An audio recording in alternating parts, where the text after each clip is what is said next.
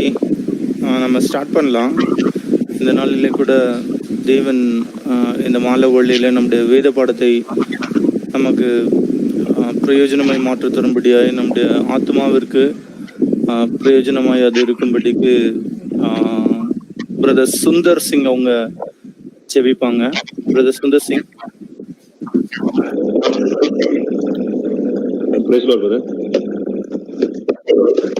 ஜெபம் பிரதர். ஜெபம். அன்புள்ள ஆண்டவரே, மகா இறக்கும் கிருபையும் மறவற்ற அன்பு தேவனே, இந்த மாலை வேளையிலே கர்த்தாவே கிருபையாக இந்த நேரத்துக்காக நன்றி அப்பா. உமது சித்தத்தின்படி ஆண்டவரே ஒரு கூட்ட மக்கள் கர்த்தாவே உமது வார்த்தைகளுக்காக ஆண்டவரே உமது சமூகத்துல வந்து நிக்கிறோம் ஆண்டவரே அப்பா. உமது பிரசனத்துக்காக வேண்டுகிறோம். அங்களை ஆண்டவரே நம்ம கருத்துல ஒப்புகிறோம் கர்த்தாவே. அவர்களுக்கு ஆண்டவரே அவர்களை கருவியாக எடுத்து பயன்படுத்தி கொண்டிருக்கிறதுக்கு கோடான கோடி ஸ்தோத்திரங்கள் கர்த்தாவே. தேவையான பலனும் ஆரோக்கியம் ஆண்டவரை தந்து அவர்களை பலப்படுத்திக் கொண்டிருக்கிறது. நன்றி தாப்பனே ஆண்டவரே. அவர்கள் மூலமாக இன்னும் அப்பா வேதத்தின் ஆழமான சத்தியங்களும் கர்த்தாவை எங்களுக்கு விளங்காத காரியங்களையும் விளங்கி கொண்டிருக்கிறதுக்காக அப்பா, வேதத்திலே வார்த்தைகளிலே உண்மை காண கிருபை செய்து கொண்டிருக்கிறதுக்காக அப்பா, உண்மைது மகிமையை காண கிருபை செய்து கொண்டிருக்கிறார். உண்மது அன்பை காண கிருபை செய்து கொண்டிருக்க கோடான கோடி ஸ்தோத்திரம் ஆண்டவரே. உண்மை ஆண்டவரே, வார்த்தைகள் மூலமாக எங்களிடம் நீர் பேசிக் கொண்டிருக்க ஸ்தோத்திரம். இந்த நேரம் முழுதும் அப்பா உங்க பிரசனத்துக்காகவும் கிருபைக்காகவும் வேண்டுகிறோம். இயேசுவின் நாமத்தில் வேண்டிய நல்ல பிதாவே, ஆமென். ஆமென். இந்த நாளில் கூட நம்ம கூட புதிதாய் ஜாயின் பண்ணி இருக்கிறதான பிரதர் சாம் தேவபிரசாத் பிரதர் வந்து நம்மளோட பேட்ச் 5 OMR அங்கேருந்து அவங்க ஜாயின் பண்ணியிருக்காங்க. ஓகே, அண்ட் தென்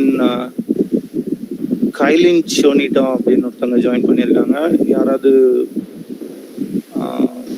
தெரிஞ்சவங்க இன்ட்ரடியூஸ் பண்ணலாம். ஹலோ.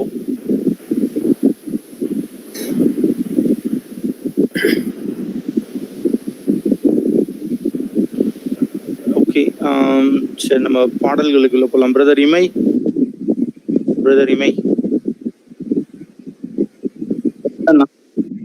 பாட்டு ஆரம்பிங்க. இமை.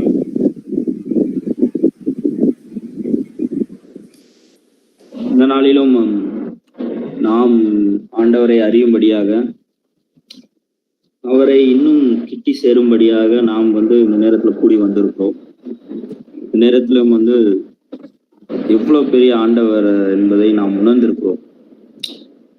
எல்லாவற்றையும் படைத்தவர், சர்வ வல்லமையுள்ள தேவன், இந்த அண்ட சராசங்களை படைத்த தேவன், த காட் ஆஃப் தி யூனிவர்ஸ். அவரை நாம் இந்த நேரத்துல அறியும்படியாக, அவரை நோக்கி பார்க்கும்படியாக, அவர் இடத்துல கிட்டி சேரும்படியாக இந்த நேரத்துல கூடி வந்திருக்கோம். இந்த நேரத்துல கர்த்தாவே தேவர்களில் உமக்கு ஒப்பானவர் யார்? இந்த பாடலின் மூலமாக ஆண்டவரை நாம் துதிக்கலாம். கர்த்தாவே தேவர்களில் உமக்கொப்பானவர் யார்? வானத்திலும் பூமியிலும் உமக்கொப்பானவர் யார்? கர்த்தாவே தேவர்களில் உமக்கொப்பானவர் யார்? வானத்திலும் பூமியிலும் உமக்கொப்பானவர் யார்? உமக்கொப்பானவர் யார்? உமக்கொப்பானவர் யார்? உமக்கொப்பானவர் யார்? உமக்கொப்பானவர் யார்? வானத்திலும் பூமியிலும் உமக்கொப்பானவர் யார்? இந்த வானத்திலும் பூமியிலும் உமக்கொப்பானவர் யார்? செங்கடலை நீர் பிளந்து இந்த ஜனங்களை நடத்தி சென்றீர். செங்கடலை நீர் பிளந்து உந்தன் ஜனங்களை நடத்தி சென்றீர். நீர் நல்லவர், சர்வ வல்லவர், என்றும் வாக்கு மாறாதவர். நீர் நல்லவர், சர்வ வல்லவர், என்றும் வாக்கு மாறாதவர். உமக்கொப்பானவர் யார்? உமக்கொப்பானவர் யார்? உமக்கொப்பானவர் யார்? உமக்கு உமக்கொப்பானவர் யார்? வானத்திலும் பூமியிலும் உமக்கொப்பானவர் யார்? இந்த வானத்திலும் பூமியிலும் உமக்கொப்பானவர் யார்? தூதர்கள் உண்ணும் உணவால் உந்தன் ஜனங்களை போஷிப்பீரே. தூதர்கள் உண்ணும் உணவால் உந்தன் ஜனங்களை போஷிப்பீரே. உம்மை போல யாருண்டு இந்த ஜனங்களை நேசித்திட? உம்மை போல யாருண்டு இந்த ஜனங்களை நேசித்திட? உமக்கொப்பானவர் யார்? உமக்கொப்பானவர் யார்? உமக்கொப்பானவர் யார்? உமக்கொப்பானவர் யார்? வானத்திலும் பூமியிலும் உமக்கொப்பானவர் யார்? இந்த வானத்திலும் பூமியிலும் உமக்கொப்பானவர் யார்? கண்மலையை நீர் பிளந்து உந்தன் ஜனங்களின் தாகம் தீர்த்தீர். கண்மலையை நீர் பிளந்து உந்தன் ஜனங்களின் தாகம் தீர்த்தீர். நாமம் அதிசயம் இன்றும் அற்புதம் செய்திடுவீர். நாமம் அதிசயம் இன்றும் அற்புதம் செய்திடுவீர். உமக்கொப்பானவர் யார்? உமக்கொப்பானவர் யார்? உமக்கொப்பானவர் யார்? உமக்கொப்பானவர் யார்? வானத்திலும் பூமியிலும் உமக்கொப்பானவர் யார்? இந்த வானத்திலும் பூமியிலும் உமக்கொப்பானவர் யார்? ஆம் ஆண்டவரே, அப்பா ஆண்டவரே, உமக்கு ஒப்பான தேவன் ஒருவரும் இல்லை ஆண்டவரே. உமக்கு நிகரானவர் ஒருவரும் இல்லை அப்பா ஆண்டவரே. ஆண்டவரே, இந்த வேளையிலும் அப்பா உண்மை அறியும்படியாக ஆண்டவரே நாங்கள் கூடி வந்திருக்கோம் அப்பா. இங்க ஒவ்வொருவரும் ஆண்டவரே அப்பா உண்மை ஆண்டவரே அறியும்படியாக ஆண்டவரே ஆண்டவரே உண்மை ஆண்டவரே அப்பா கிட்டி சேரும்படியாக ஆண்டவரே இந்த நேரத்துல கூடி வந்திருக்கிறோம் அப்பா. எங்களை ஆண்டவரே உமக்கு ஆண்டவரை கிட்டி சேர ஆண்டவரை உண்மை அனுபவிக்க ஆண்டவரை உண்மை ஆண்டவரை சந்தோஷப்பட ஆண்டவரை எங்களுக்கு கிருபைகளை தாங்க. இந்த வேளையிலும் நாம் தேவனே நான் உம்மதண்டையில் இந்த பாடலை நாம் பாடலாம். தேவனே நான் உமதண்டையில் இன்னும் நெருங்கி சேர்வதே என் நாவல் பூமியில். தேவனே நான் உமதண்டையில் இன்னும் நெருங்கி சேர்வதே என் நாவல் பூமியில். மாவலிய கோரமாக வன் சிலுவை மீதினில் நான் கோவே தொங்க நேரிடினும் ஆவலாயும் மண்டை சேர்வே. தேவனே நான் உமதண்டையில் இன்னும் நெருங்கி சேர்வதே நாவல் பூமியில். யாக்கோபை போல் போகும் பாதையில் பொழுதுபட்டு ராவில் இருள் வந்து மூடிட. தூக்கத்தால் நான் கல்லில் சாய்ந்து தூங்கினாலும் என் கனாவில். தூக்கத்தால் நான் கல்லில் சாய்ந்து தூங்கினாலும் என் கனாவில். நோக்கி உம்மை கிட்டி சேர்வேன் வாக்கடங்கானல்ல நாதா. தேவனே நான் உமதண்டையில் இன்னும் நெருங்கி சேர்வதே என் நாவல் பூமியில் பரத்துக்கேறும் படிகள் போலவே என் பாதை தோன்ற பண்ணும் ஐயா எந்தன் தேவனே. கிருபையாக நீர் எனக்கு தருவதெல்லாம் உமதண்டை அருமையாய் என்னை அழைத்து அன்பின் தூதனாக செய்யும் தேவனே. நான் உமதண்டையில் இன்னும் நெருங்கி சேர்வதே என் நாவல் பூமியில்.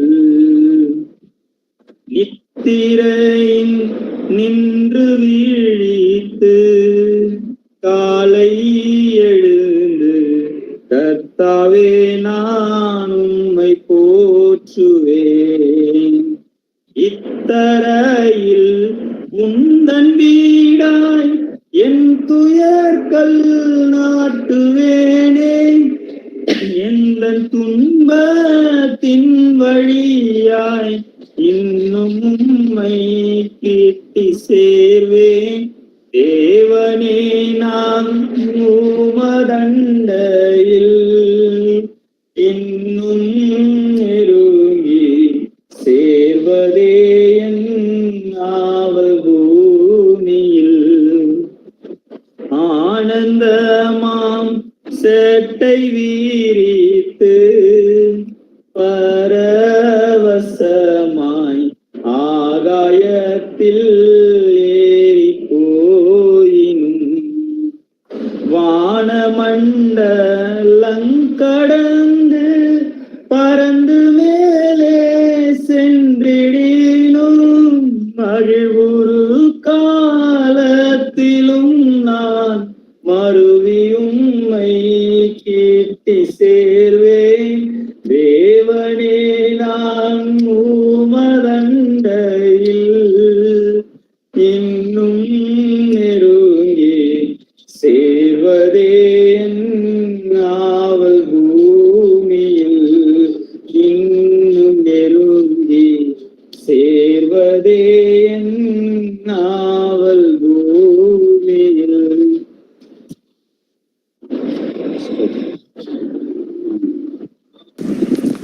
தேங்க்ஸ் தம்பி. ஓகே, இந்த நாளில் கூட நம்ம கூட ஓகே புதுசாக யாராவது ஜாயின் பண்ணியிருக்காங்க அப்படின்னா ஒரே ஒரு நிமிஷம்.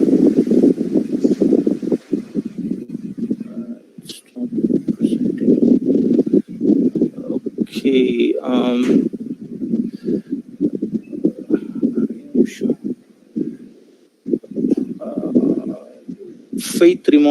ஃபெய்த் ரிஃபார்ம்டு பேப்டிஸ்ட் சர்ச் அப்படின்ற ஐடியிலேருந்து ஜாயின் பண்ணியிருக்காங்க.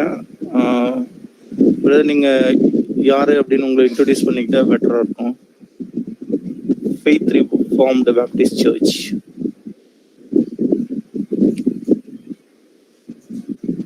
ஹலோ.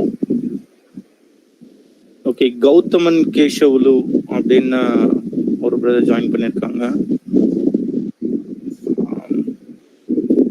எம்பிடிசி டீம்ல வேற யாராவது உங்களுக்கு தெரிஞ்சவங்க இருந்தீங்கன்னா ஓகே. கௌதம் வந்து ஓகே நம்ம batch 2 MBTC Medavakkam. Gautham, thanks Gautham for joining. Okay, and then வேற யார் புதுசா இருக்காங்க? ராஜேஷ்.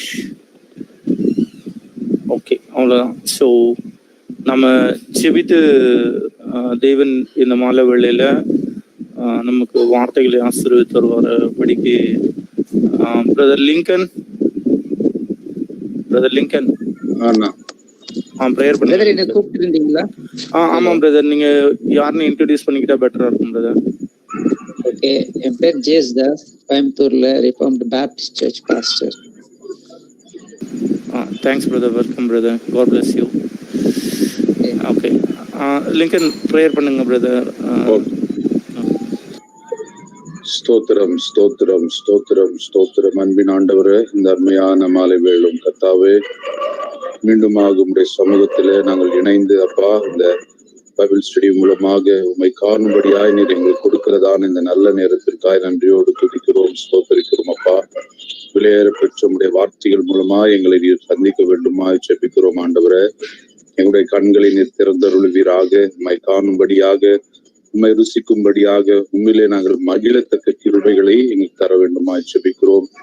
ஒவ்வொரு வார்த்தைகளும் எங்கள் இருதயத்தில் ஆண்டவரே நாங்கள் செவிகளினால் கேட்டு அதை விட்டு விடுவர்களாய் இல்லாதபடிக்கு கர்த்தாவே, அந்த வார்த்தைகள் எங்கள் இருதயத்திலே நல்ல நிலத்தில் விழுந்த விதை போல அது பலன் தரத்தக்கதாக நீர் கிருபை பாராட்ட வேண்டுமாய் ஜெபிக்கிறோம். அப்பா ஆண்டவரே, எங்களை சரி செய்தருளும். உடைய வார்த்தையின் மூலமாக எங்களை பலப்படுத்துங்க, சீர்படுத்துங்க. ஆண்டவரே, உமக்குள்ளாய் நாங்கள் நிலைத்து நிற்போம். நீர் உதவி செய்து இந்த நாளிலும் ஆண்டவரே ஒவ்வொருவருக்கும் உடைய கிருபைகளை தந்து வழி நடத்துங்க. மீட்பெரும் ரட்சகரும் ஆகிய இயேசுவின் மூலம் ஜெபம் கேளும் நல்ல பிதாவே, amen. Thanks Lincoln. Uncle over to you uncle.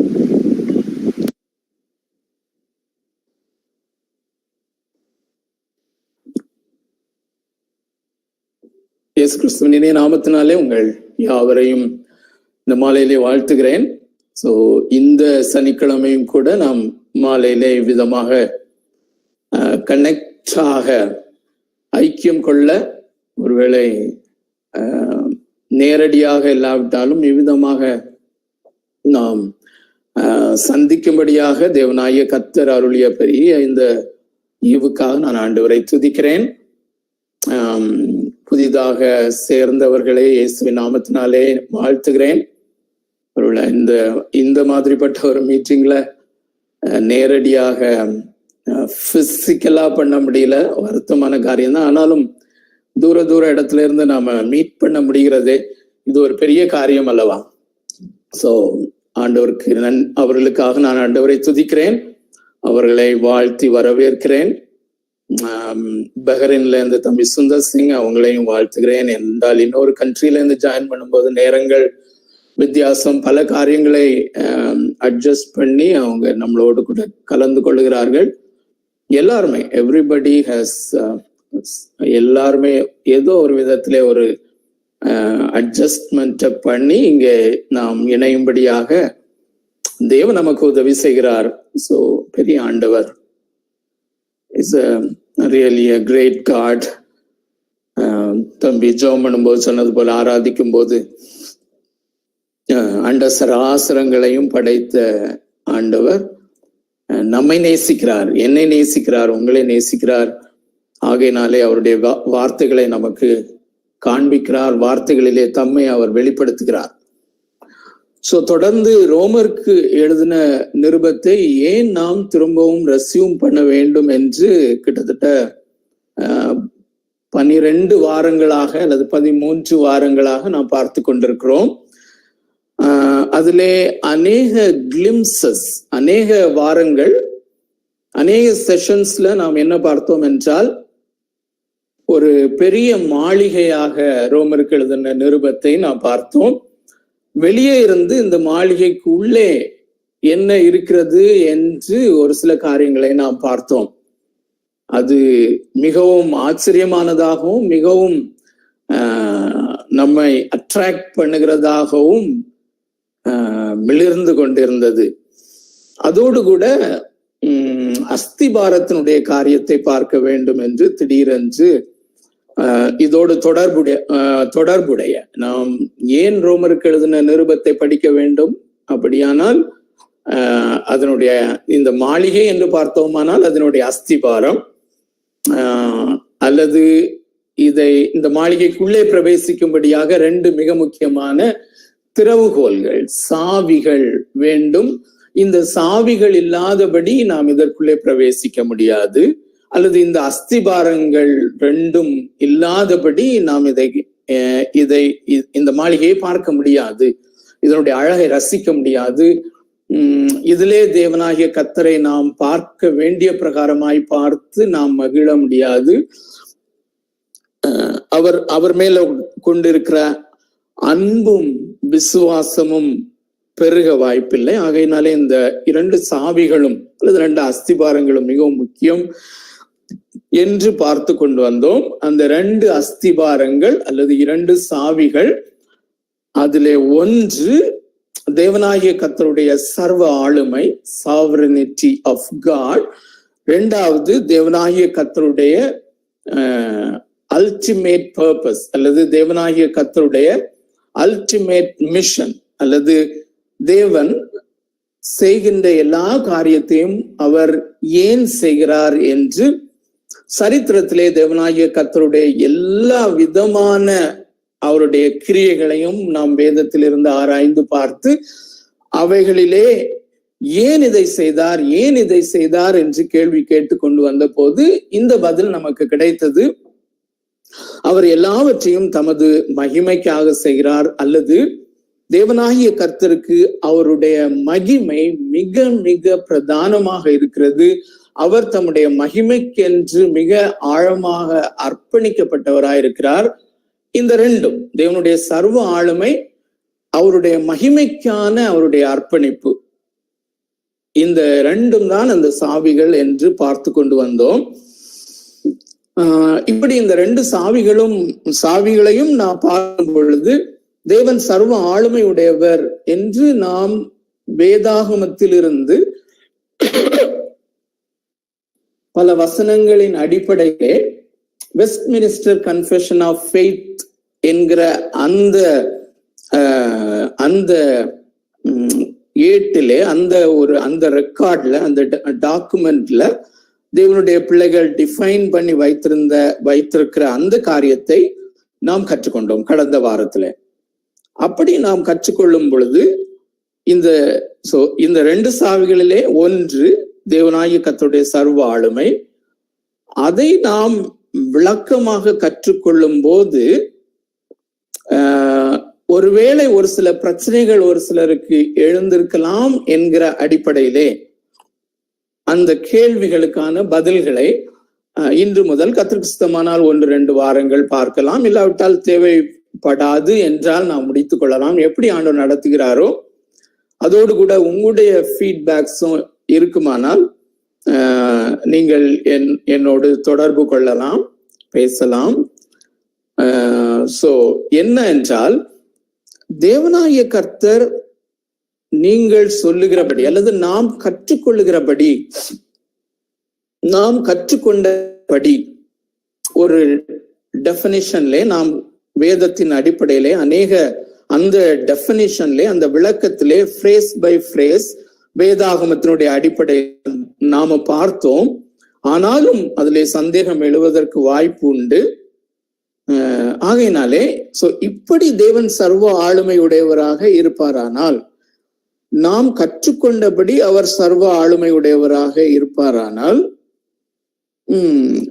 நாம் ஏன் ஜெபிக்க வேண்டும் என்று சொல்லி ஒரு கேள்வி. அந்த கேள்வியின் அடிப்படையிலே விடைகளை இந்த நாளிலே கற்றுக்கொள்ள பார்க்க தேவன் நமக்கு கிருபை செய்வாராக.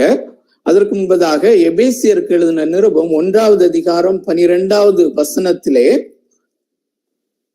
என்னுடைய எண்ணத்தின்படி இந்த சர்வ ஆளுமையை நாம் எப்படி விவரித்து பார்த்தோமோ அதை மிக சுருக்கமாக அந்த வசனத்திலே காண்கிறோம் என்று நான் நினைக்கிறேன். ஆகையினாலே அந்த வசனத்தோடு கூட நாம் ஆரம்பிப்பது நல்லது என்று நான் எண்ணுகிறேன். எபேசியருக்கு எழுதின நிருபம் 1வது அதிகாரம் 12வது வசனம்.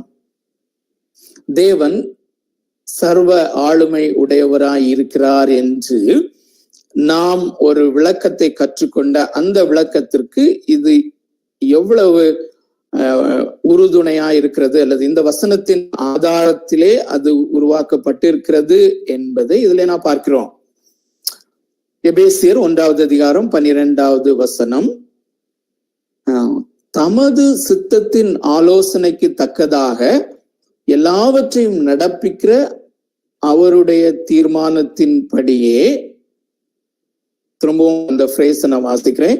தமது சித்தத்தின் ஆலோசனைக்கு தக்கதாக எல்லாவற்றையும் நடப்பிக்கிற அவருடைய தீர்மானத்தின்படியே நாங்கள் முன்குறிக்கப்பட்டு கிறிஸ்துவுக்குள் அவருடைய சுதந்திரம் ஆகும்படி தெரிந்து கொள்ளப்பட்டோம். அருமையானவர்களே, இந்த சித்தம், ஆலோசனை, அவருடைய தீர்மானம், இந்த 3 வார்த்தைகளையும் நாம் அநேக வசனங்களிலே பார்த்தோம். இந்த வார்த்தைகள், இந்த பதங்கள் மிக மிக முக்கியமானவைகள் என்று பார்த்தோம். ஏனென்றால் இந்த வசனத்திலிருந்தே, இந்த ஒரு சிறிய வசனத்திலிருந்தே, ஆங்கிலத்திலே படிப்பவர்களுக்கு 11வது வசனம் என்று நினைக்கிறேன், 11வது வசனம்.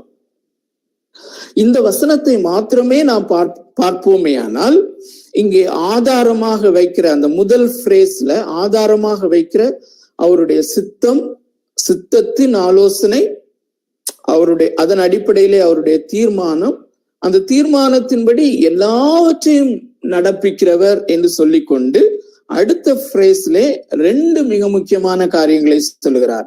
ஒன்று, நாங்கள் முன்குறிக்கப்பட்டோம், நாங்கள் சுதந்திரம் ஆகும்படி தெரிந்து கொள்ளப்பட்டோம். எலெக்ஷன் அண்ட் ப்ரீடெஸ்டினேஷன், இந்த 2 காரியத்தையும் முன்வைக்கிறார். சோ 4வது வசனத்திலிருந்து தொடர்ந்து வாசித்துக் கொண்டு அடிக்கடி நாம் வாசித்திருக்கிறோம் இந்த பேசேஜ். சோ 4வது வசனத்திலிருந்தே விசுவாசிகளாகிய நம்முடைய தெரிந்தெடுப்பு, எலெக்ஷன், அல்லது இன்னொரு விதத்திலே சொல்வோமே ஆனால் doctrine of the grace of election, அந்த தெரிந்து கொள்ளுதல் என்கிற கிருபையின் உபதேசம், தெரிந்து கொள்ளப்படுதல் என்கிற கிருபை, தெரிந்து கொள்ளப்படுதல் என்கிற கிருபை, அதை குறித்த காரியம். அதுக்கப்புறம் இதுக்கு முன்னாடியும் நம்ம பார்த்திருக்கிறோம், முன்குறிக்கப்படுதல், எவர்களை அவர் தெரிந்து கொண்டாரோ அவர்களை அவர் முன்குறித்திருக்கிறார். முன்குறித்தலின் கிருபை, the grace of predestination.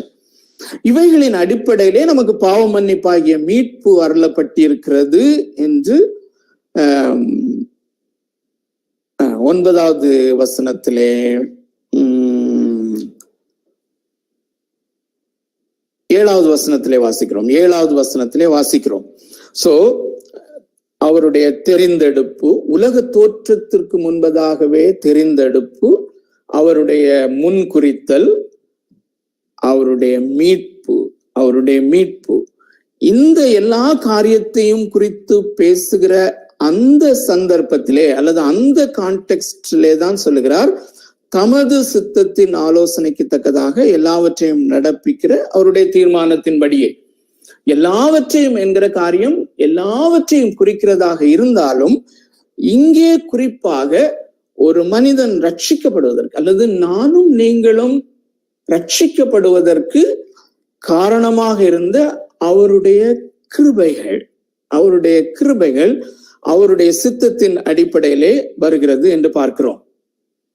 So கேள்வி என்ன எழுகிறது என்றால், இப்படி தேவன் ஒரு சிலரை அல்லது தேவன் ஒரு கூட்ட மக்களை தெரிந்து கொண்டார், அவர்களை அவர் முன்குறித்தார், அவர்களுக்கு அவர் பாவ மன்னிப்பாகிய மீட்பை அருளிக் கொண்டிருப்பார் என்றால் நாம் ஏன் ஜெபிக்க வேண்டும் என்கிற ஒரு காரியம் அநேகருக்குள்ளே எழும்ப வாய்ப்பு இருக்கிறது. சோ அதன் அடிப்படையிலே அதற்கு விடையாக ஒரு சில காரியங்களை இந்த நாளிலே வேகமாக பார்க்க தேவனாகிய கர்த்தர் நமக்கு உதவி செய்வாராக. தேவன் நம்மோடு கூட இருக்கிறார். அருமையானவர்களே, தம்பி பாடின பாடலோடு கூட நாம் யாவரும் இணைந்து பாடினோம். அந்த பாட்டுல பாடினபடி, தேவனே நான் உமது அண்டையில் இன்னும் நெருங்க. அருமையானவர்களே,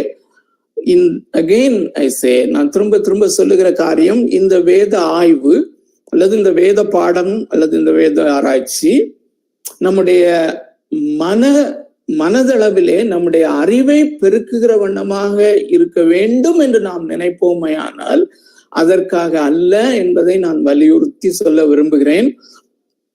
ஏனென்றால் அதற்கேற்ற வேத அறிவு எனக்கு கிடையாது, அறிவாளி கிடையாது. இந்த ஒரே ஒரு நோக்கம், நாம் இணைந்து எத்தனை பேர் இதிலே இணைக்கப்பட்டிருக்கிறோமோ ஒருவர் கூட விடாதபடி தேவனே நாங்கள் உமதண்டையில் இன்னும் கிட்ட நெருங்க வேண்டும். இந்த வேத பாட வகுப்பு முடிவதற்கு முன்பதாக, இந்த பைபிள் ஸ்டடிக்கு முன்பதாக, இந்த பைபிள் ஸ்டடியின் ஊடே ஒவ்வொருத்தருக்கும் ஒரு பாயிண்ட் ஆஃப் டைம் இருக்கலாம். என்னுடைய விண்ணப்பம், ஜெபம், ஏதோ ஒரு நேரத்தில் ஆகிலும் இந்த இயேசுவாமியோடு கூட, இந்த தேவனோடு கூட கிட்ட நெருங்கி வர வேண்டும் என்கிற அந்த ஒரே நோக்கம்தான். சோ அந்த கேள்விக்கு போவதற்கு முன்பதாக இன்னும் முகவுரையாக ஒரு காரியத்தை நான் உங்களுக்கு முன்பதாக வைக்கிறேன். இப்படி ஒரு வேத பகுதி, ஒரு வேத பகுதியை இப்பொழுது நான் உங்களுக்கு முன்பதாக வைக்க விரும்புகிறேன். இப்படிப்பட்ட ஒரு வேத பகுதி வருகிறது. ஆனால் இது ஒரு நல்ல கிளாசிக்கலான வேத பகுதி. சோ இப்படி ஒரு வேத பகுதியை நாம் நம்முடைய தின தியானத்திலே அல்லது படிப்பிலே நாம் படிக்கும் போது நாம் அதை எப்படி டீல் பண்ணுவோம் என்பதற்கு ஒரு சின்ன எக்ஸாம்பிள், அதோடு கூட அதுல இருந்து ஒரு முக்கியமான காரியத்தையும் நாம் கற்றுக்கொள்ளுகிறோம். 1 சாமுவேல் 15வது அதிகாரம், 1 சாமுவேல் 15வது அதிகாரம். இந்த 1 சாமுவேல் 15வது அதிகாரம் என்ன கான்டெக்ஸ்ட் என்று நமக்கு தெரியும், அதை நான் சொல்லிவிடுகிறேன். இங்கே சவுல் ராஜாவினிடத்திலே சாமுவேல் மூலமாக தேவனாகிய கர்த்தர் சொல்லுகிறார், இந்த அமலேக்கியரை நீ முற்றிலுமாக முறியடிக்க வேண்டும், என் சார்பாக அவர்களுக்கு நீ நீதி செய்ய வேண்டும். அதாவது தேவனாகிய கர்த்தருடைய நீதியை வெளிப்படுத்த வேண்டும். அதாவது அவர்கள் செய்த பாவத்திற்காக அவர்களை நீர் முற்றிலுமாக அழித்து விட வேண்டும். அந்த முழு அமலேக்கியரையும் அவர்களுடைய ஆடு மாடுகள் கொள்ளைகள் எல்லாவற்றையும் நீ அழித்து நாசமாக்கி விட வேண்டும் என்று தேவன் தன்னுடைய நீதியை நிறைவேற்றும்படியாக அந்த சவுலுக்கு சொல்லுகிறார். அதுல என்ன நடந்தது என்று கதை நமக்கு நன்றாக தெரியும். அதிலே அவன் முறியடித்தான், அது உண்மைதான். ஆனால் அந்த கொள்ளையிலே மிக நேர்த்தியான ஆடு மாடுகள், அவைகளை எல்லாவற்றையும் ஒதுக்கி வைத்து விட்டான். அவைகளை அழிக்காமல் காப்பாற்றினான். அந்த ராஜாவையும் அவன் அழிக்காதபடி அவனை பிடித்து வைத்திருக்கிறான். சோ தேவனாகிய கர்த்தருடைய கட்டளையை அவன் பார்ஷியலாக நிறைவேற்றி இருக்கிறான். முழுமையாக அவன் நிறைவேற்றாத நிலைமையிலே அல்லது கீழ்ப்படியாமையிலே அவன் இருக்கிறான். அப்பொழுது தேவனாகிய கர்த்தர் சாமுவேல் மூலமாக சொல்லுகிற காரியத்தை தான் 3 வசனங்களை அதிலே நாம் வாசிப்போம். ஒன்று 11வது வசனம், இன்னொன்று 35வது வசனம், 29வது வசனம். சோ 11வது வசனத்தையும் 21ஐயும் முதலாவது வாசிக்கிறேன், அப்புறம் 35. 11வது வசனம். இப்போ இந்த 15வது அதிகாரத்திலே இந்த அக்கவுண்ட் அல்லது இந்த சரித்திர காரியம் அங்கே விளக்கப்பட்டிருக்கிறது. அதன் நடுவிலே நாம் மறந்து போகக்கூடாது, இது தேவனாகிய கர்த்தருடைய இன்ஸ்பயர்ட் வேர்ட். தேவனாகிய கர்த்தர் இதை எழுதினவரை ஏவி, தேவன் ஒவ்வொரு வசனங்களும் நமக்கு தேவனால் கொடுக்கப்பட்டிருக்கிறது. மேலும் இந்த வேதாகமம் தேவனை அறிந்து கொள்ளும்படியாக நமக்கு கொடுக்கப்பட்டிருக்கிறது என்பதை நாம் அறிந்திருக்கிறோம். 11வது வசனம், நான் சவுலை ராஜாவாக்கினது எனக்கு மனஸ்தாபமாயிருக்கிறது. நான் சவுலை ராஜாவாக்கினது எனக்கு மனஸ்தாபமாயிருக்கிறது. அவன் என்னை விட்டு திரும்பி என் வார்த்தைகளை நிறைவேற்றாமற் போனான் என்றார். அப்பொழுது சாமுவேல் மனம் நொந்து முழுதும் கர்த்தரை நோக்கி கூப்பிட்டான். பாருங்க, தேவனாகிய கர்த்தரை குறித்த ஒரு காரியத்தை நாம் பார்க்கிறோம். கடவுள் எப்படிப்பட்டவர், தேவன் எப்படிப்பட்டவர் என்றால் இங்கே வாசிக்கிறோம், எனக்கு மனஸ்தாபமாயிருக்கிறது என்று அவர் சொல்லுகிறார். அது கிங் ஜேம்ஸ் வெர்ஷன்ல ரிப்பென்ட், நான் ரிப்பென்ட் பண்ணுகிறேன் என்று அவர் சொல்லுகிறார். மற்ற வெர்ஷன்ஸ்ல அநேகமாக ரிக்ரெட் என்றால் நான் செய்த ஒரு காரியத்தை குறித்து ஏன் அப்படி செய்தேன், அப்படி செய்திருக்க கூடாது என்று ரிக்ரெட் பண்ணுவதுதான் அது. சோ ஆண்டவர் சொல்லுகிறார் நான் மனஸ்தாபப்படுகிறேன் என்று. ஆனால் அதுக்கு ரெஸ்பான்ஸாக அதை ரெஸ்பாண்ட் பண்ணும்படி சாமுவேல் என்ன சொல்லுகிறார், என்ன செய்கிறார்? சாமுவேலுடைய வாழ்க்கையில, சாமுவேலுடைய காரியத்துல என்ன நடக்கிறது?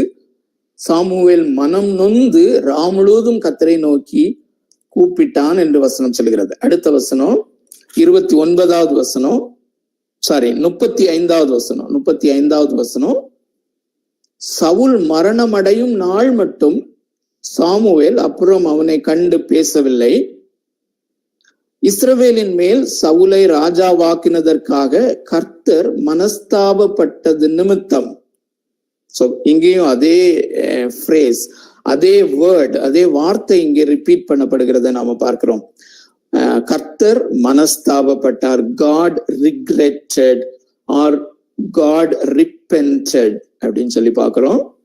அதுக்கு ரெஸ்பான்ஸ் இந்த வசனத்துல என்ன போட்டிருக்கு? சாமுவேல் சவுலுக்காக துக்கித்து கொண்டிருந்தான் அப்படின்னு சொல்லி போட்டிருக்கு. கர்த்தர், God was unhappy, God was not pleased. தேவனாகிய கர்த்தருக்கு அது பிரியமில்லாதது இருந்தது. அவருடைய இருதயத்தை அது வேதனைப்படுத்தினது. ஆகையினாலே அவர் இவனை ஏன் ராஜாவாக்கினேன் என்று அவர் மனஸ்தாபப்படுகிறார்.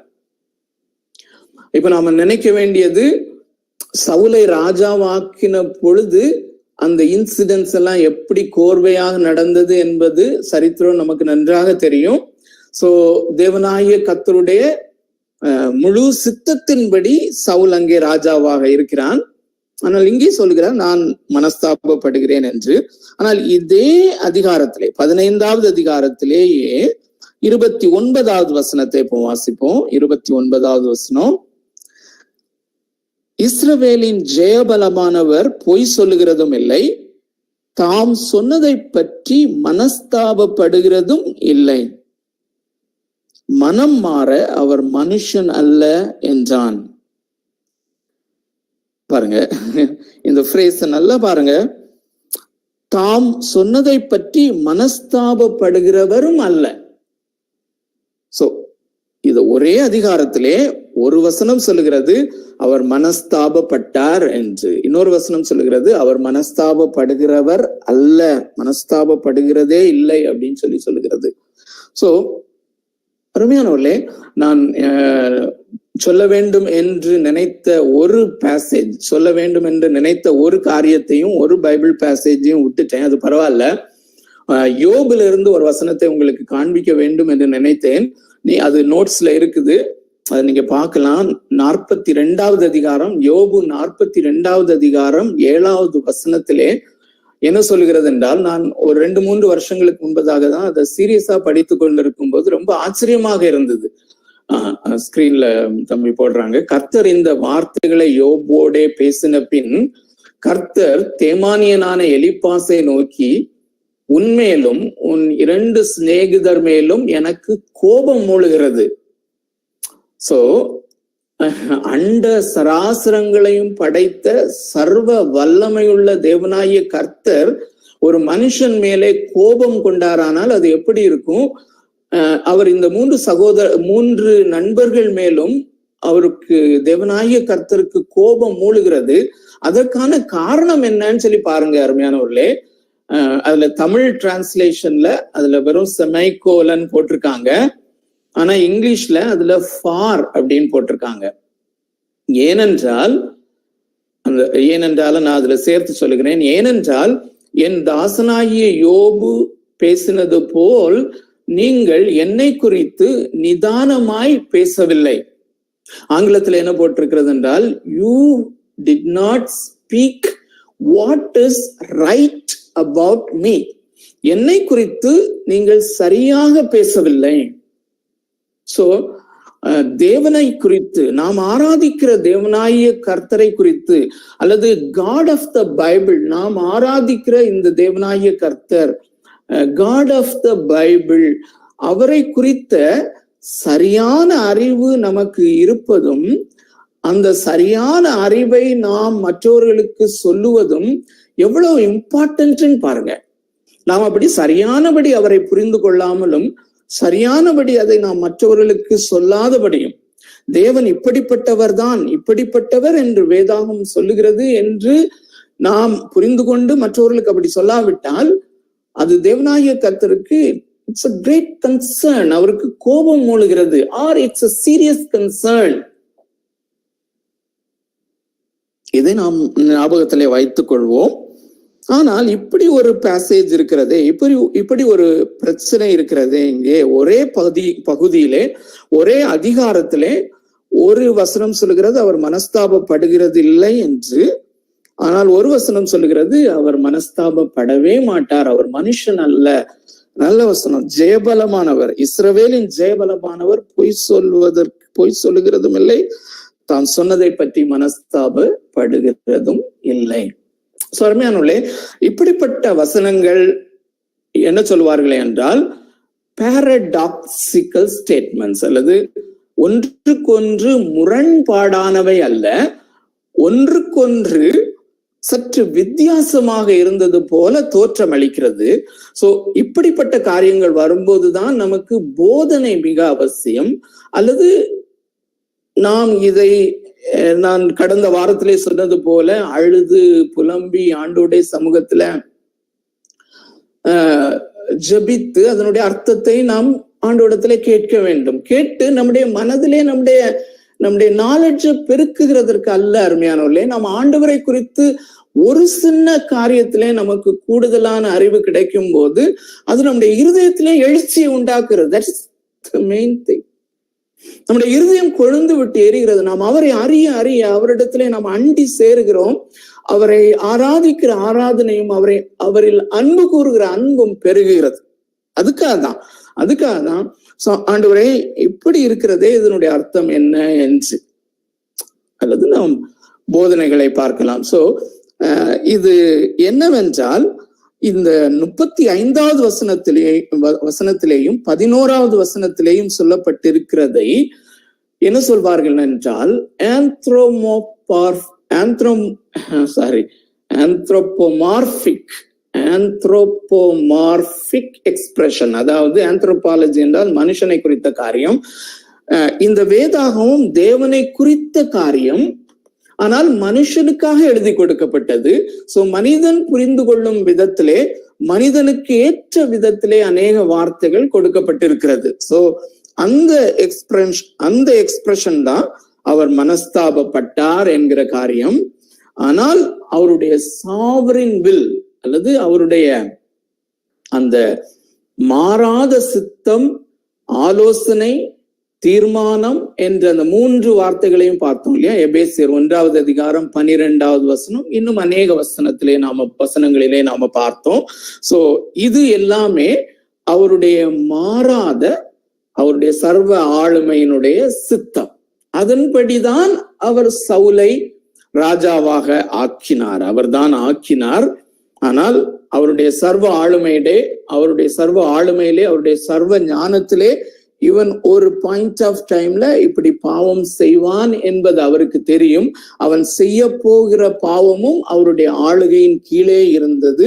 அவன் அப்படி பாவம் செய்து தேவனுக்கு கீழ்ப்படியாமல் போகும் போதுதான் தாவீதை கொண்டு வர வேண்டும் என்கிற தேவனுடைய சித்தம் அங்கே நிறைவேறும். அருமையானவர்களே, சோ அது நிமித்தம் தான் தாவீதுக்கு அதற்கப்புறம் நித்தியமான சிங்காசனம் என்பது நமக்கு தெரியும்.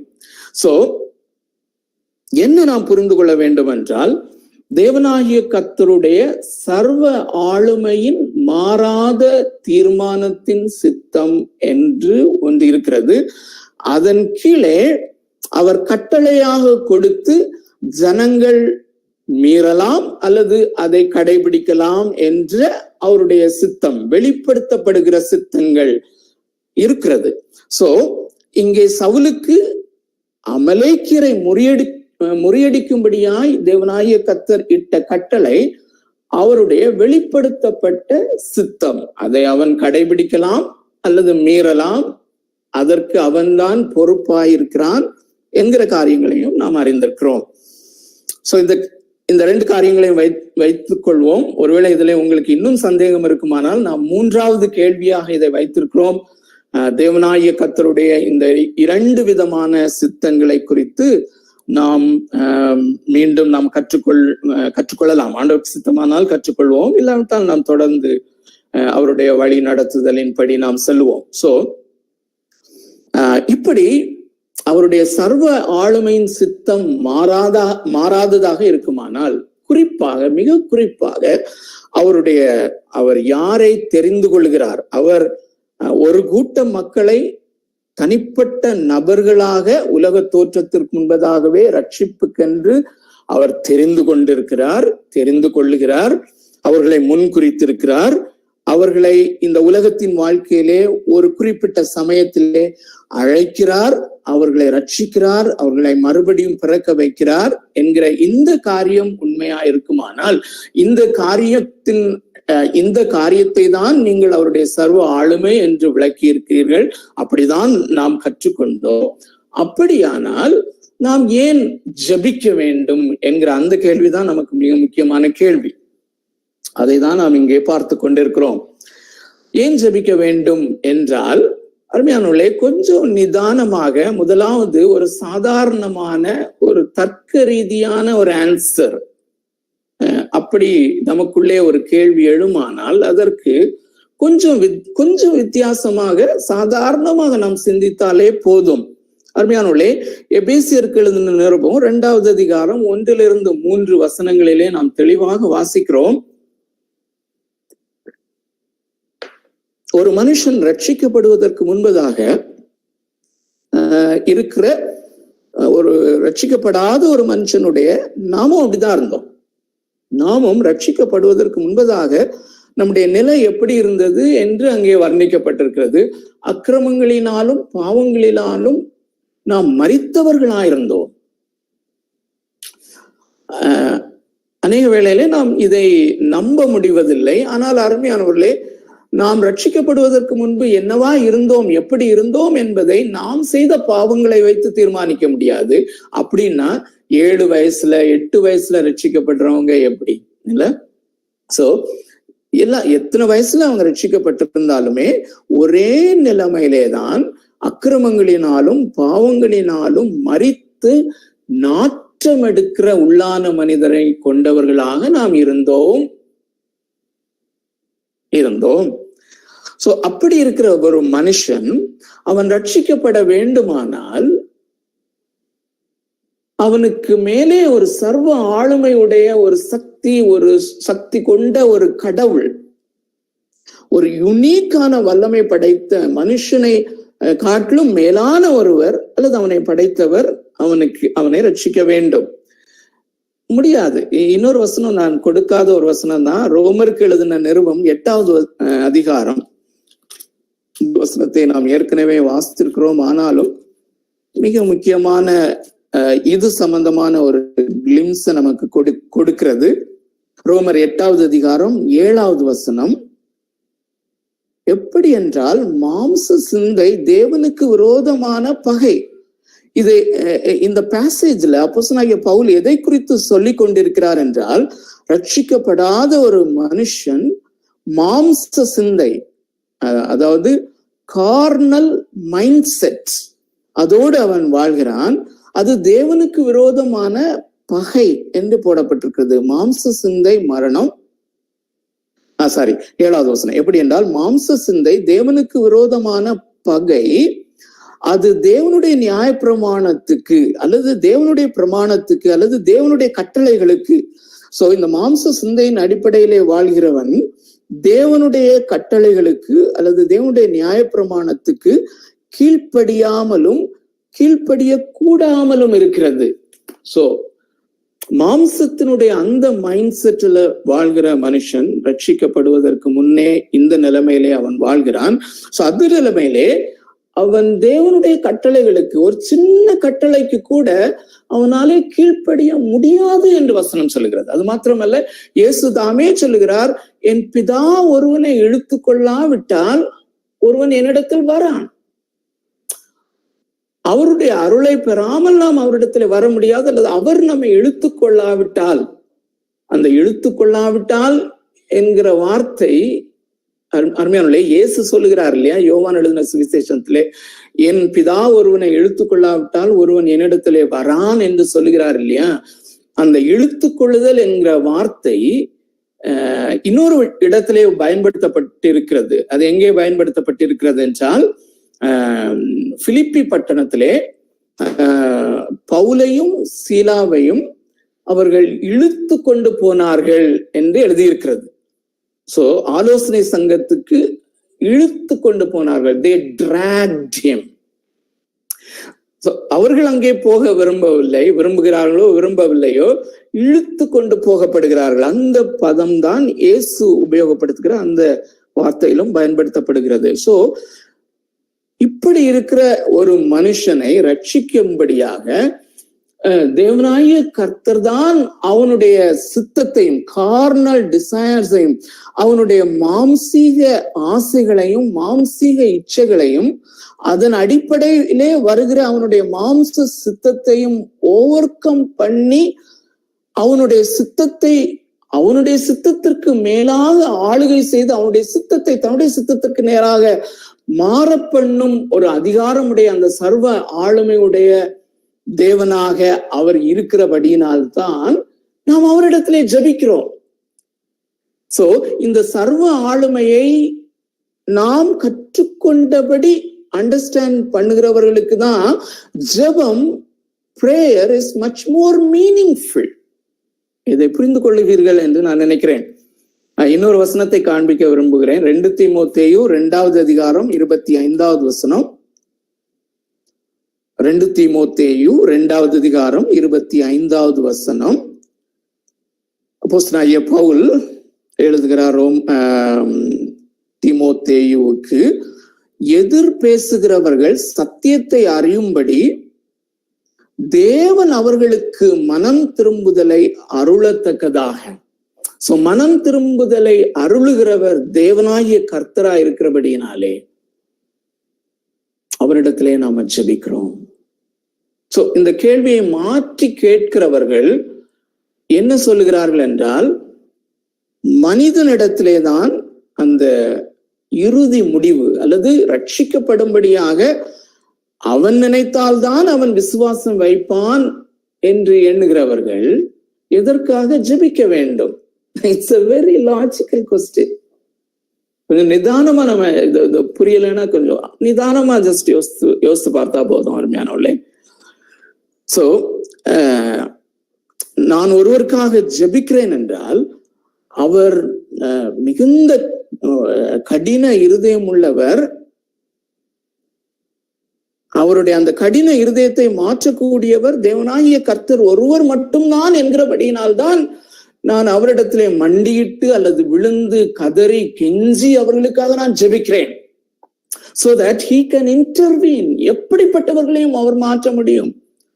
கொலை செய்யும்படியாக வேக வெறியனாக சென்று கொண்டிருந்த ஒரு சவுலை ஒரு நொடி பொழுதிலே அவர் மாற்ற முடியுமானால் எந்த மனிதனையும் அவர் மாற்ற முடியும். அவர் ஒருவருக்கு தான் வல்லமை இருக்கிறது என்பதனால் நாம் அவரிடத்திலே வந்து கெஞ்சுகிறோம். இதுல அதிகமான நேரம் செலவழிக்க வேண்டாம் என்று நினைக்கிறேன். சோ 2வது, ஏன் நாம் ஜெபிக்க வேண்டும்? இப்படி தேவனாகிய கர்த்தர் சர்வ ஆளுமை உடையவராய் இருக்கும் போது அல்லது தேவனாகிய கர்த்தருடைய சித்தம் சர்வ ஆளுமையின் சித்தமாக எல்லாவற்றுக்கும் மேலாக அதிகாரம் செய்கிற சித்தமாக அவர் முடிவு செய்கிறவராய் இருக்கிறபடினாலே நாம் ஏன் ஜெபிக்க வேண்டும் என்பதற்கு 2வது அருமையானவர்களே, it is the design of God.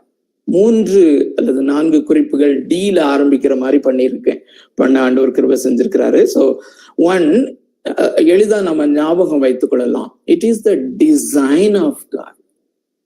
இந்த அண்ட சராசரங்களையும் படைத்து இந்த அண்ட சராசரங்களையும் ஒவ்வொரு நொடி பொழுதும் மேனேஜ் பண்ணி கொண்டிருக்கிற தேவனாகிய கர்த்தர் அவருடைய சித்தத்தை நிறைவேற்றும்படியாக அல்லது அவருடைய சித்தத்தின்படியாக இந்த உலகத்தை ரன் பண்ணுகிற அந்த காரியத்திலே அவரோடு இணைந்து செயல்படும்படியாக நாம் ஜெபித்து அந்த காரியத்தை அவர் செய்யும்படியாக அவர் டிசைன் பண்ணி இருக்கிறார்.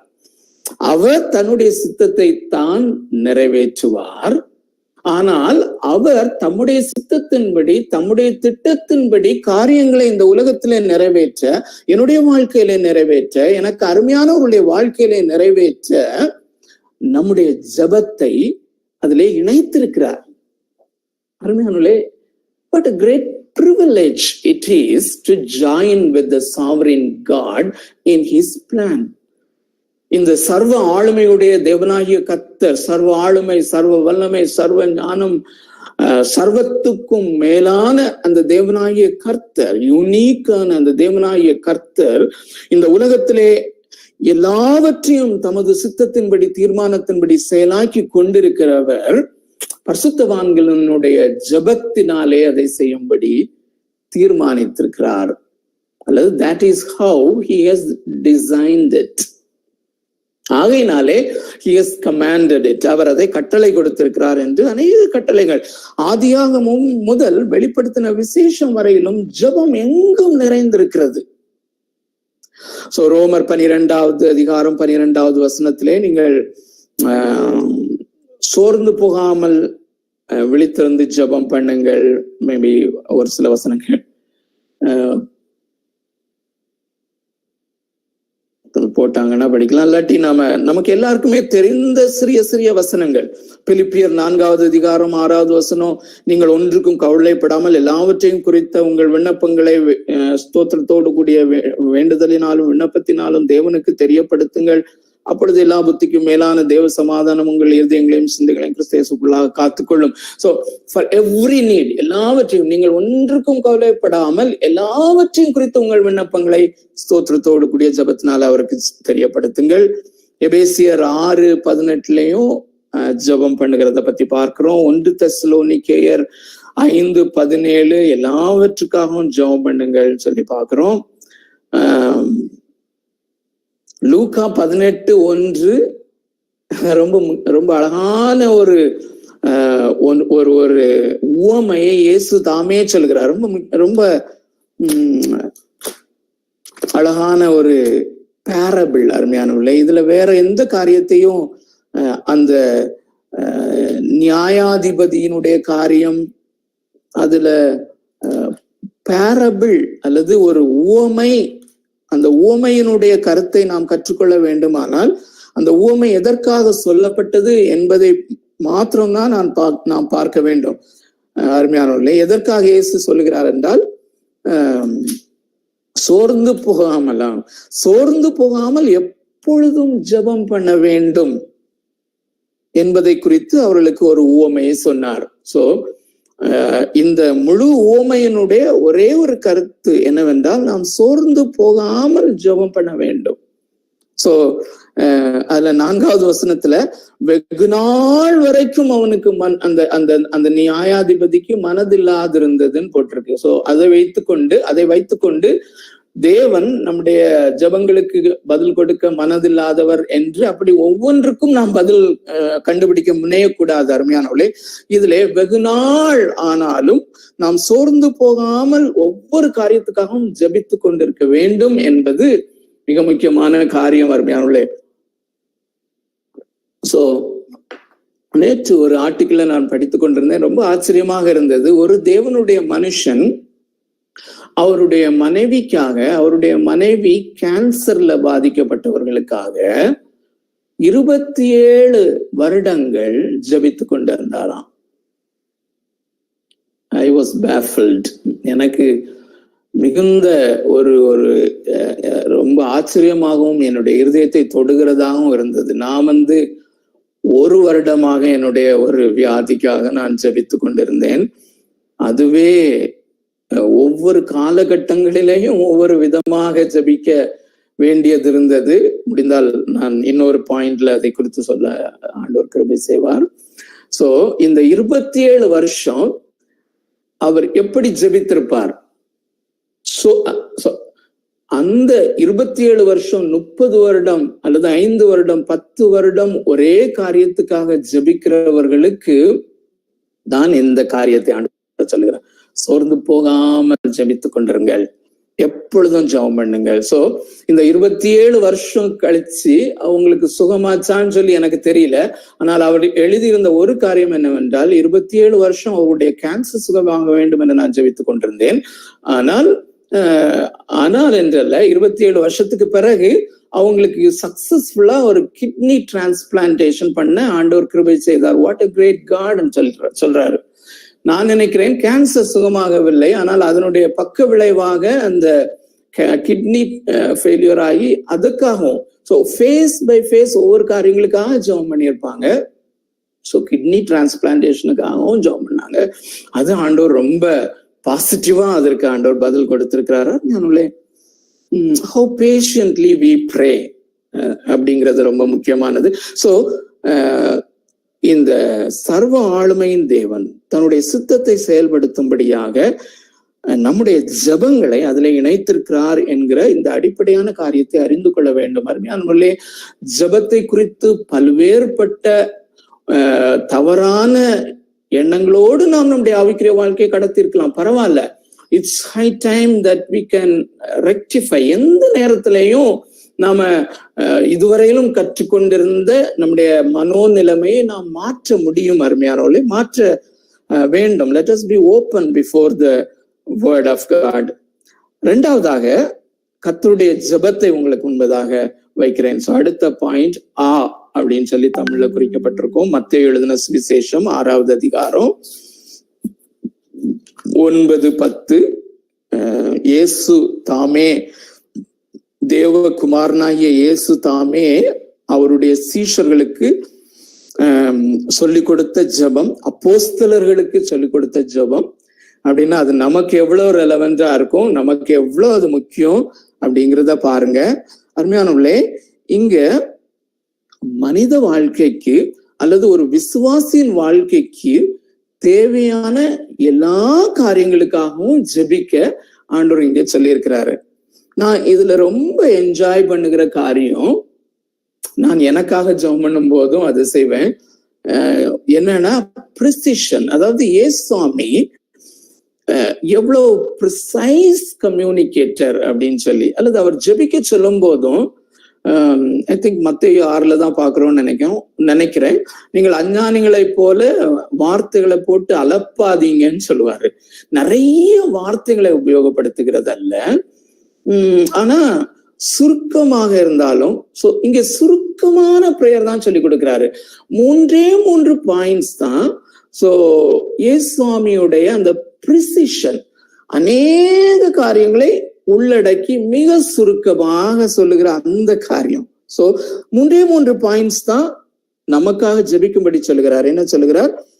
அன்றன்று வேண்டிய ஆகாரத்தை எங்களுக்கு தாரும் என்று நம்முடைய பிசிக்கல் நீட்ஸ்க்காக ஜெபிக்க சொல்லுகிறார். 2வது, என்னுடைய பாவங்களை மன்னியும். நான் என்னுடைய கடனாளிகளுக்கு நான் மன்னிக்கிறது போல எங்களுடைய பாவங்களை நீங்க தான் மன்னிக்க முடியும், நீங்க மன்னிங்க. சோ கில்ட், ஒவ்வொரு நாளும் நம்ம எழும்பினோடனே இந்த 24 ஹவர்ஸ்ல 12 ஹவர்ஸ் டே டைம்ல நம்மை உறுத்துகிற 3 காரியங்கள், நம்முடைய தேவைகள், பிசிக்கல் நீட்ஸ், உணவு, உடை, உறைவிடம் எல்லாத்தையும் அதுல சேர்த்துக்கலாம். அடுத்தது நம்மை உறுத்துகிற காரியம் நம்முடைய கில்ட், பாவத்தினால் ஆகிய கில்ட்.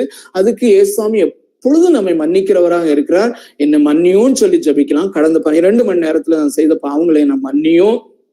அப்புறம் பாவத்துக்கு அப்புறம் 12 மணி நேரமும் நமக்கு சோதனை வந்து கொண்டே இருக்கும். இந்த சோதனைகளுக்குள்ள நாம் விழுந்து விடாதபடி தீமை என்று ரட்சித்துக் கொள்ளும் ஆண்டவரே. He has covered everything related to man. ஆனா நாம் கவனிக்க வேண்டிய காரியம் என்னவென்றால், முதல் 3 ஜெப குறிப்புகள் தேவனுக்குரியவைகள். என்ன சொல்லுகிறார்? நீங்கள் ஜெபம் பண்ண வேண்டிய விதமாவது, பரமண்டலங்களில் இருக்கிற எங்கள் பிதாவே, உம்முடைய நாமம் பரிசுத்தப்படுவதாக, hallowed be thy name, உம்முடைய ராஜ்யம் வருவதாக, உம்முடைய சித்தம் பரமண்டலங்களிலே செய்யப்படுவது போல பூலோகத்திலும் செய்யப்படுவதாக. அருமையானவர்களே, இந்த ஜெப குறிப்பினுடைய அல்லது நமக்கு கொடுக்கப்பட்டிருக்கிற அல்லது நம்முடைய தேவைகளுக்காக ஜெபிக்கிற இந்த 3 ஜெப குறிப்புகளும் எப்படி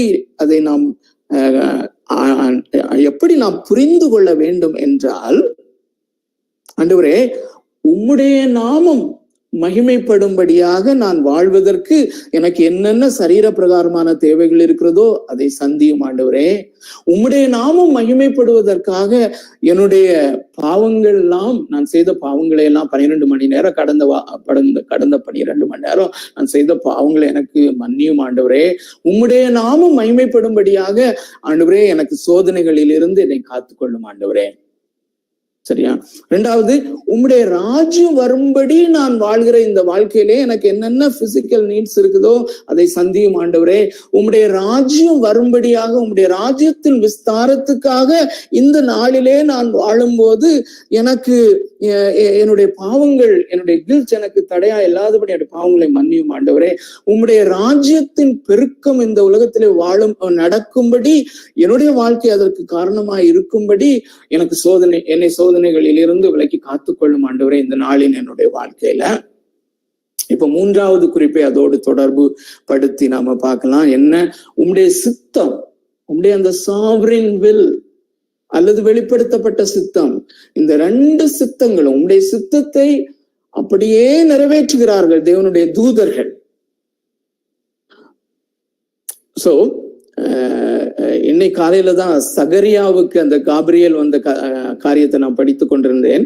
அப்போ எனக்கு வந்த கேள்வி, காபிரியேல் வந்து சகரியாவுக்கு சொல்லும் போது சகரியா அதை விசுவாசிக்காத உடனே அந்த காபிரியேல் தூதனாகவே அவனுக்கு சொல்லுகிறான், நீ என்ன நம்பாததுனால நீ வந்து பேசாம இருப்ப அப்படின்னு சொல்லுகிறான். சோ எனக்குள்ளே வந்த கேள்வி, நான் ஆண்டோடைய சித்தத்தை பற்றி படித்துக் கொண்டிருந்தபடினாலே, சிந்தித்துக் கொண்டிருந்தபடினாலே, இந்த சகரியாவை அவன் பேசக்கூடாதபடி செய்யும்படியாக தேவனுடைய சித்தத்தை டக்குன்னு அறிந்து டக்குன்னு செயல்பட்டு இருக்கிறாரே இந்த தேவதூதன் என்று சொல்லி. சோ அவருடைய அந்த சாவரின் வில் ஆனாலும் சரி, அவர் வெளிப்படுத்தப்படுகிற வில் ஆனாலும் சரி, தேவதூதர்கள் பரலோகத்திலே எல்லாம் பரிபூர்ணமாய் அவருடைய சித்தத்தின்படி செய்யப்பட்டு கொண்டிருக்கிறது. சோ நாம் ஜெபிக்கிறோம், ஆண்டவரே உம்முடைய சித்தம் பரலோகத்தில் எப்படி செய்யப்படுகிறதோ, உம்முடைய சாவரின் வில், உம்முடைய வெளிப்படுத்தப்பட்ட சித்தம் அல்லது உம்முடைய மனதின் விருப்பம் எப்படி பரலோகத்தில் செய்யப்படுகிறதோ அது போல என்னுடைய வாழ்க்கையிலேயும் என்னை சார்ந்தவர்களுடைய வாழ்க்கையிலேயும் செய்யப்படும்படியாக, அப்படிப்பட்ட ஒரு வாழ்க்கைக்கு எனக்கு வேண்டிய ஆகாரத்தை தாரும் ஆண்டவரே. பிசிக்கல் நீட்ஸ் சந்தியும், என்னுடைய பாவங்களை எனக்கு மன்னியும், எனக்கு குற்ற மனசாட்சி வேண்டாம் ஆண்டவரே.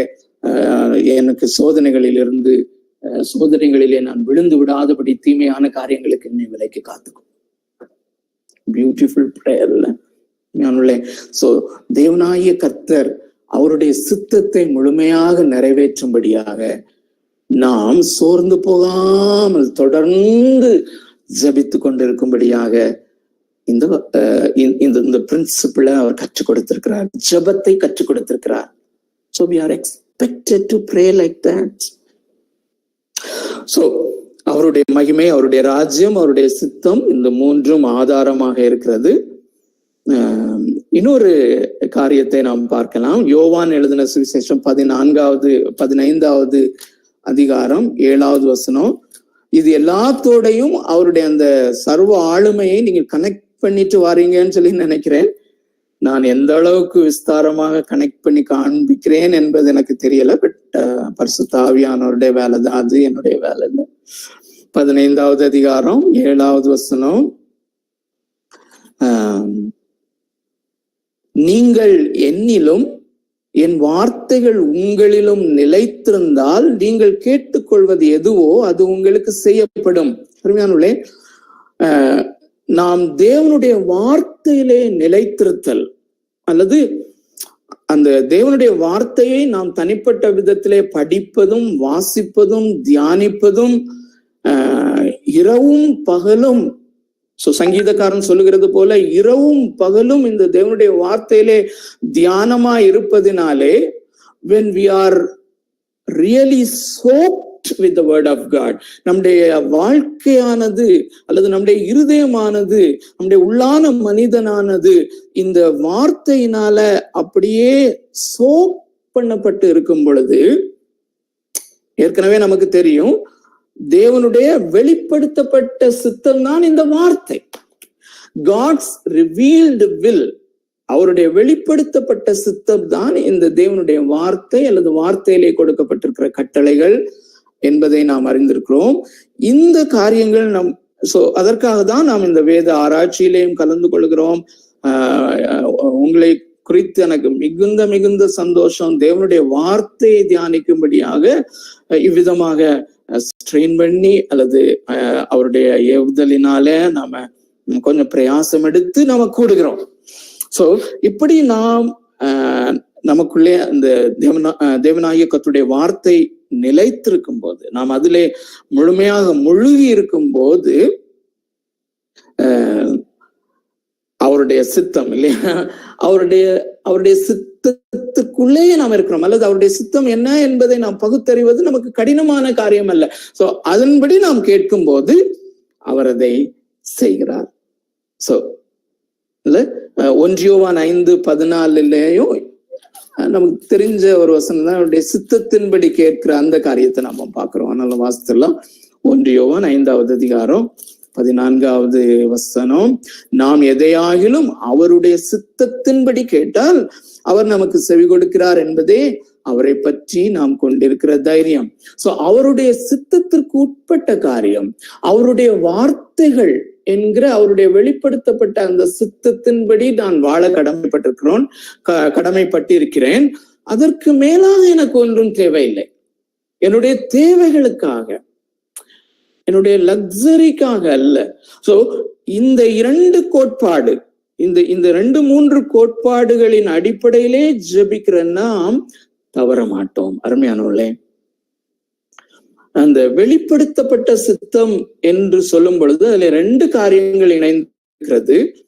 ஏனென்றால் நான் அடிக்கடி இந்த காரியத்தை மாத்திரம் எம்பசிஸ் பண்ணுகிறதுனாலே உங்களுக்கு ஒருவேளை சந்தேகம் எழலாம். அருமையானவர்களே, தேவனுடைய வெளிப்படுத்த சித்தம் என்கிறது ஒன்று மிக முக்கியமானது.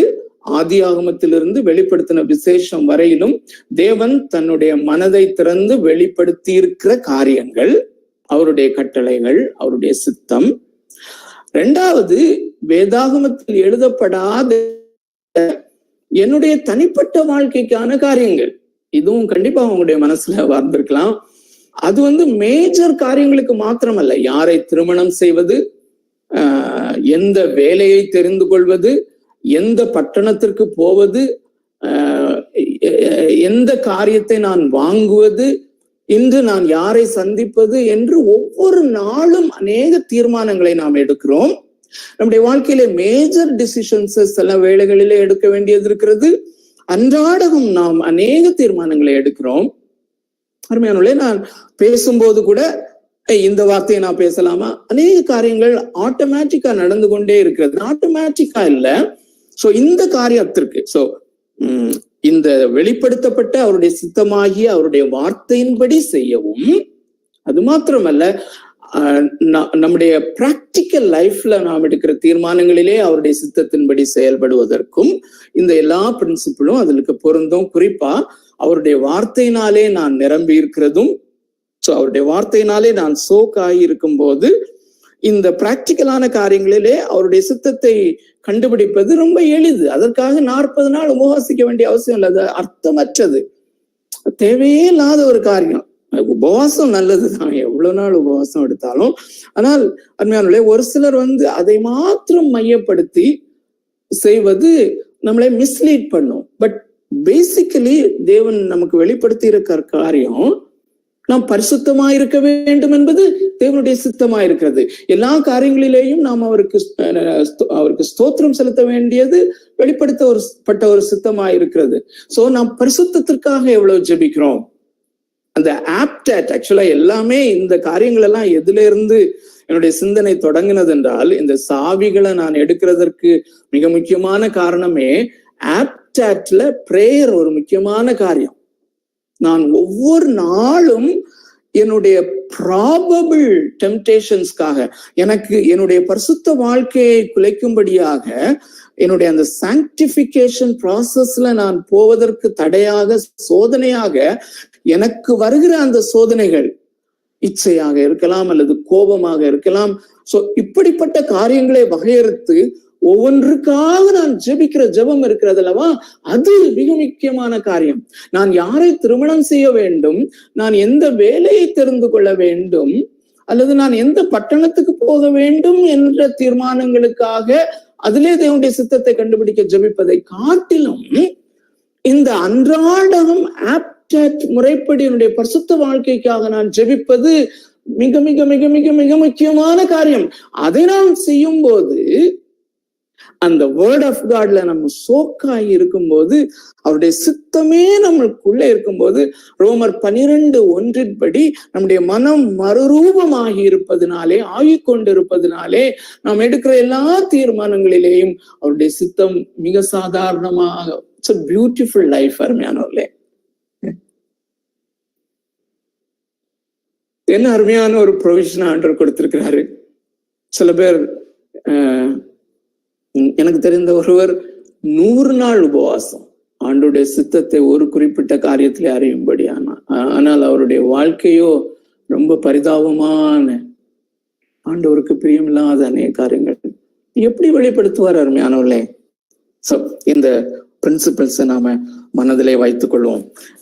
அடுத்தது 3வது, ஒன்று தர்க்க ரீதியான ஒரு ஆன்சர் சொன்னோம். ரெண்டாவது, it's the design of God, it's the command of God, அவருடைய டிசைன் அது. மூன்றாவதாக, ஹி டைரக்ட்ஸ், அவர்தான் நம்மை ஜெபிக்க வைக்கிறார் என்கிறது இன்னொரு பியூட்டிஃபுல்லான ஒரு சத்தியம். அருமையானவர்களே, ரோமருக்கு எழுதின நிருபம் 8வது அதிகாரம்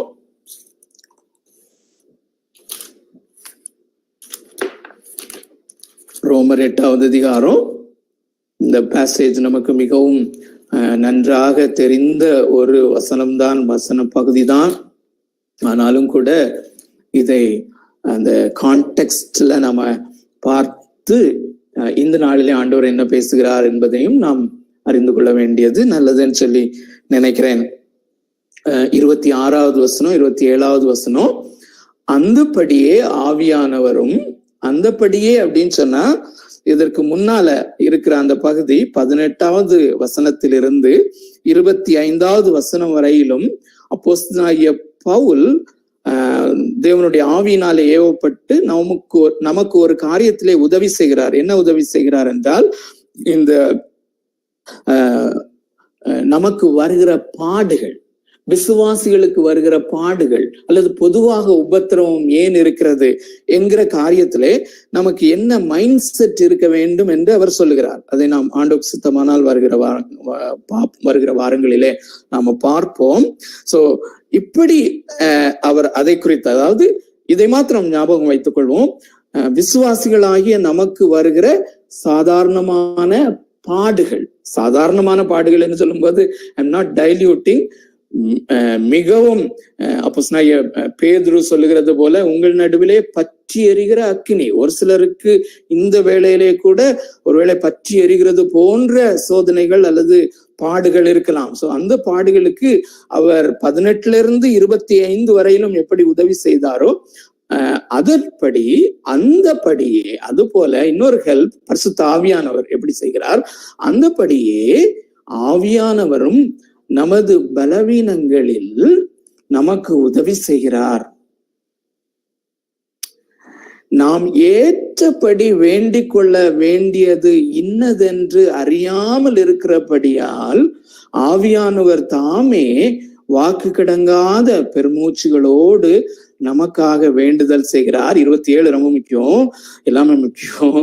ஆவியானவர் தேவனுடைய சித்தத்தின்படியே பரிசுத்தவான்களுக்காக வேண்டுதல் செய்கிறபடியால் இருதயங்களை ஆராய்ந்து பார்க்கிறவர் ஆவியின் சிந்தை, நம்முடைய ஆவியின் சிந்தை இன்னதென்று அறிவார்.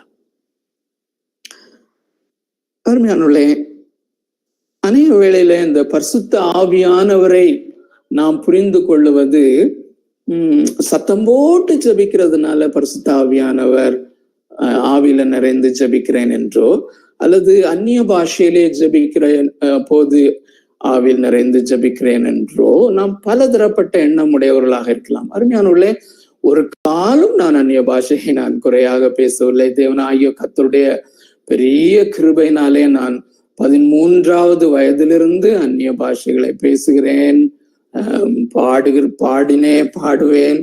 பாடுகிறேன். அருமையானவர்களே, அதை குறித்து நான் கொஞ்சமும் குறைவாக பேசவில்லை. ஆனால் அநேக அந்த மிஸ்கன்செப்ஷன் என்னன்னா, அந்த ஆவியானவர் அப்படின்னு சொல்லி வந்தோடனே சத்தம், ஆரவாரம், அதுதான் நமக்கு வருகிறது. அதுல இருந்து கொஞ்சம் அவுட் ஆஃப் த பாக்ஸ் நம்ம வரணும். அருமையானவர்களே, இதுல என்ன சொல்லுகிறார் என்றால், நான் பாடுகளுக்குள் போகும்போது என்னுடைய வாழ்க்கையை இதுலதான் நான் வைத்து பார்த்தேன். கடந்த ஒரு வருடமாக அந்த க்ளோசர் சர்க்கிள்ல இருக்கிறவங்களுக்கு எல்லாருக்குமே தெரியும், கோர் குரூப்ல இருக்கவங்களுக்கு ஒரு தம்பி சொன்னாங்க, அங்கிள் உங்களுக்கு நாங்க எப்படி ஹெல்ப் பண்றதுன்னே தெரியலன்னு சொல்லி அவ்வளவு பாடுபடுத்தி இருக்கேன் நான் அந்த கோர் குரூப்ல இருக்கவங்களை. அந்த ஒரு வருடமும் அல்லது 12 மாதங்கள் அல்லது 14 மாதங்கள், வாரங்கள், அது வாரங்களா அதை குறைங்க, எனக்கு அநேக வேளையில எதற்காக ஜபிக்கணும்னே எனக்கு தெரியாது. அப்ப இந்த குறிப்பிட்ட சிம்டம் போனோம்னு ஜபிக்கணுமா அல்லது தூக்கம் வரணும்னு ஜபிக்கணுமா? எத்தனையோ தடவை ஜபிச்சாச்சு, ஆனாலும் அது நடக்கல. சோ அநேக வேளையிலே அருமையானவர்களே, என்ன பேசனே தெரியாதபடி I use to cry for hours. தேம்பி எனக்கு என்ன ஆச்சுனே ஜெபம் பண்ண தெரியல ஆண்டவரே. அருமையானவர்களே, இதைத்தான் இங்கே சொல்லி இருக்கிறது. அந்த கேன்சருக்காக 27 ஆண்டுகள் ஜெபம் பண்ணவரு, ஒரு சில வேளையில அந்த கேன்சர் நிமித்தமா அவங்க வைஃப் தூக்கம் வராம வேதனையில இருக்கும்போது, ஆண்டவரே இந்த வேதனையை குறைச்சிருங்க அப்படியெல்லாம் தான், யூனோ, ஃபேஸ் பை ஃபேஸ். எப்பவுமே கேன்சரை சுகமாக்கும் அப்படி இல்லை. They may need different graces. அநேக விதமான கிருபைகள் அவர்களுக்கு தேவை. சோ அது நமக்கு எப்படி தெரியும்? We don't know. அருமையானவர்களே, the Holy Spirit of God is given to me and you. உங்களுக்கும் எனக்கும் அந்த பரிசுத்த ஆவியானவர் ஒரு நண்பனை போல கொடுக்கப்பட்டிருக்கிறார். God himself is with you. உங்களோடு கூட இருக்கிறார். நீங்கள் வேதனைப்படும் போது, மனதுல ஏதாவது ஆகனி, அதையும் அவர் அறிந்திருக்கிறார். இருதயத்தின் குமுறல்களை, வேதனைகளை, பெருமூச்சுகளை அவர் அறிந்து அவருடைய சித்தத்தின்படி நம்மை ஜெபிக்க வைக்கிறார்.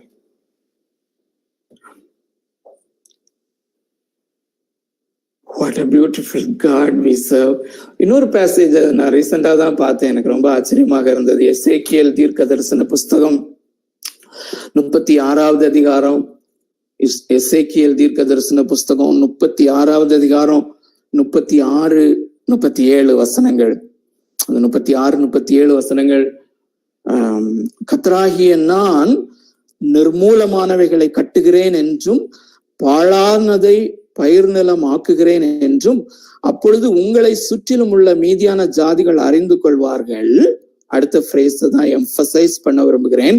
கர்த்தராகிய நான் இதை சொன்னேன், இதை செய்வேன். இது அவருடைய சாவரின் வில்ல காண்பிக்கிறதான் அருமையானவர்களே, அவருடைய சர்வ ஆளுமையின் சித்தம்.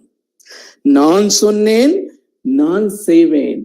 This is the pattern with which God works and God speaks. தேவன் தீர்க்க தரிசன புஸ்தகங்களிலே பேசுகிற இந்த பியூட்டிஃபுல்லான முறை இது. ஆனா அடுத்த வசனத்தை பாருங்க, 37. கர்த்தராகிய ஆண்டவர் சொல்லுகிறது என்னவென்றால், இஸ்ரவேல் வம்சத்தாருக்காக நான் இதை அனுக்கிரகம் செய்யும்படி, எதை அனுக்கிரகம் செய்யும்படி? இந்த 36வது வசனத்திலே சொல்லி இருக்கிற காரியத்தை நான் அனுக்கிரகம் செய்யும்படி, கிருபையாக கொடுக்கும்படி அவர்கள் என்னிடத்தில் விண்ணப்பம் பண்ண வேண்டும். தமிழ் டிரான்ஸ்லேஷன்ல விண்ணப்பம் பண்ண வேண்டும் என்று போட்டிருக்கு. ஆனா அருமையான தேவனுடைய பிள்ளைகளே, இங்கிலீஷ் டிரான்ஸ்லேஷன்ஸ்ல I will let the house of Israel ask மீன் போட்டிருக்கு. ஆனா அதனுடைய சரியான மூல பாஷையினுடைய டிரான்ஸ்லேஷன், நான் இந்த காரியத்திற்காக அவர்களை ஜெபிக்க செய்வேன் சொல்கிறார். What a beautiful God, அருமையானவர்களே. இந்த அநேக விசுவாசிகள் அவருடைய சித்தத்தை அறிய வேண்டும். அப்படி நல்லதுதான். ஆனா அவரை அறிய வேண்டும் என்பது ரொம்ப முக்கியம். To know him. அதுதான் நமக்கு கொடுக்கப்பட்டிருக்கிற பொறுப்பு. அவரை இந்த வேதாகமத்திலிருந்து அறிய அறிய அறிய அவரிடத்திலே நாம நெருங்க நெருங்க நெருங்க அவருடைய சித்தத்தின்படி அவர் நம்மை ஜெபிக்க வைக்கிறார். நிறைய பேர் அனுபவிச்சிருக்கீங்க, இதை இன்னும் அனுபவிப்பீங்க. அதுதான் என்னுடைய ஜெபம். கடைசியாக அருமையானவர்களே, நான்காவதாக நாம் எதற்காக ஜெபிக்கிறோம் என்பதை சர்வ ஆளுமையின் அடிப்படையிலே மாத்திரமல்ல, அருமையானவர்களே, ஜெபத்தை குறித்த நம்முடைய ஹோல் அண்டர்ஸ்டாண்டிங்ல ஒரு பெரிய ரெவல்யூஷன் வரட்டும் அருமையானவர்களே, ஒரு பெரிய ரிஃபர்மேஷன் வரட்டும் அருமையானவர்களே. நான் எப்படியாச்சு நான் பிடிச்ச முயலுக்கு 3 கால், நான் விரும்புறது நடக்கணும் அப்படிங்கிறது ஜெபம் அல்ல அருமையானவர்களே. That is not prayer at all. That is not prayer at all. அருமையான தேவனுடைய பிள்ளைகளே, தேவனாகிய கர்த்தர் இதை எப்படி டிசைன் பண்ணியிருக்கிறார் என்றால், அவருடைய கிரியேஷன்ஸ், அவரால் படைக்கப்பட்ட படைப்புகள் ஒவ்வொரு காரியத்திற்கும் moment by moment, moment by moment, நொடிப்பொழுது நொடிப்பொழுது நமக்கு வருகிற சோதனைகளுக்கு, அல்லது நொடிப்பொழுது நொடிப்பொழுது நம்முடைய வாழ்க்கையினுடைய அசைவுகளுக்கு என்றால், அப்போஸ்தலனாகிய பவுல் சொல்லுகிற அந்த வசனத்தின் அடிப்படையிலே சொல்லுகிறேன், அவருக்குள் நாம் இருக்கிறோம், செய்கிறோம், பிழைக்கிறோம். அந்த ஒவ்வொரு நொடி பொழுதும் அவர் இல்லாமல் நான் வாழ முடியாது என்பதை நான் எக்ஸ்பிரஸ் பண்ணி, அவரை சார்ந்துதான் நான் வாழ்கிறேன் என்பதை அவருக்கு நான் வெளிப்படுத்தும் போது, he is so happy. அருமையானவர்களே, he delights in us. அப்படிதான் டிசைன் பண்ணி இருக்கிறார். டிபெண்டன்ஸ் எப்போனா, முதல் மனுஷன் ஆதாமும் ஏவாளும், we don't want you, நீர் எங்களுக்கு தேவையில்லை. தம்பி ஜாஷுவா ஒரு நாள் பேசிட்டு இருக்கும்போது, அந்த அவருடைய மகன், சின்ன மகன் ஸ்டீஃபன் செய்த ஒரு காரியத்தை ரொம்ப தத்ரூபமா சொல்லிட்டு இருந்தாங்க.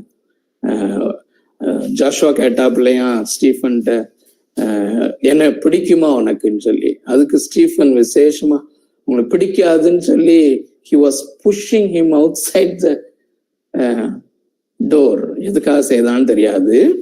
அது போல அந்த ஆதாமும் ஏவாளும், Lord, we don't want you, we will look after our own life.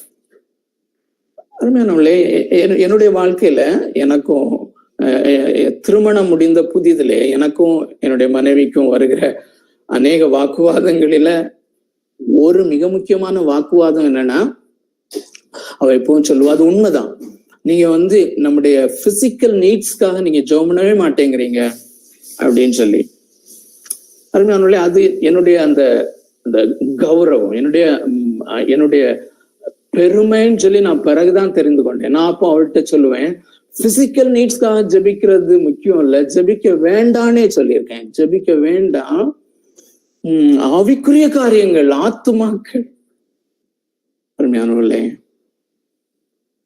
எவ்வளவு பெரிய முட்டாள் என்பதை, எவ்வளவு பெரிய என்னுடைய அகங்காரம் என்பதை ஆண்டவர் காட்டி கொடுத்தார். என்னுடைய ஒவ்வொரு மூவுக்கும் அவர் இல்லாமல் நான் வாழ முடியாது என்று சொல்லும் போது, அருமையானவர்களே, he is so happy. அதுக்காக தான் ஜெபத்தை வச்சிருக்கிறார். அருமையானவர்களே, the sovereign God has designed prayer for this only. ஒரே ஒரு வசனத்தை வாசித்து முடிக்கலாம். நீதிமொழிகள் 15:8 நமக்கு தெரியும். செம்மையானவருடைய அந்த ஜெபத்துக்கு தேவன் பிரியமா இருக்கிறார்னு சொல்லி ஏசாயா தீர்க்க தரிசன புஸ்தகத்துல உள்ள அந்த ரெஃபரன்ஸை உங்கள் முன்னால நாம் இணைந்து வாசித்து முடிக்கலாம். ஏசாயா தீர்க்க தரிசன புஸ்தகம் 66வது அதிகாரம் 2வது வசனம். என்னுடைய கரம் இவைகளெல்லாம் சிருஷ்டித்ததினால் இவைகளெல்லாம் உண்டாயின என்று கர்த்தர் சொல்லுகிறார். ஆனாலும் சிறுமைப்பட்டு ஆவியில் நொறுங்குண்டு என் வசனத்துக்கு நடுங்குகிறவனையே நான் நோக்கி பார்ப்பேன். அல்லது அவனுடைய ஜெபங்களுக்கு அப்போஸ்தலனாகிய பேதுரு 1 பேதுரு 2வது அதிகாரத்துல எழுதுகிறபடி இந்த அவருடைய வசனத்துக்கு நடுங்குகிறவன் ஆவியிலே நொறுங்குண்டு சிறுமைப்பட்டு ஆவியில் நொறுங்குண்டு, எனக்கு ஒன்றுமே தெரியாது ஆண்டவரே, என்னால ஒன்றுமே முடியாது என்று சொல்லி அவருடைய வசனத்துக்கு நடுக்கத்தோடு அவருடைய வசனத்துக்கு முன்பாக வருகிறவனுடைய ஜபங்களுக்கு பேதுரு சொல்கிறது போல அவனுடைய ஜபங்களுக்கு அவருடைய கண்கள் அவன் மேல் நோக்கமாயிருக்கிறது.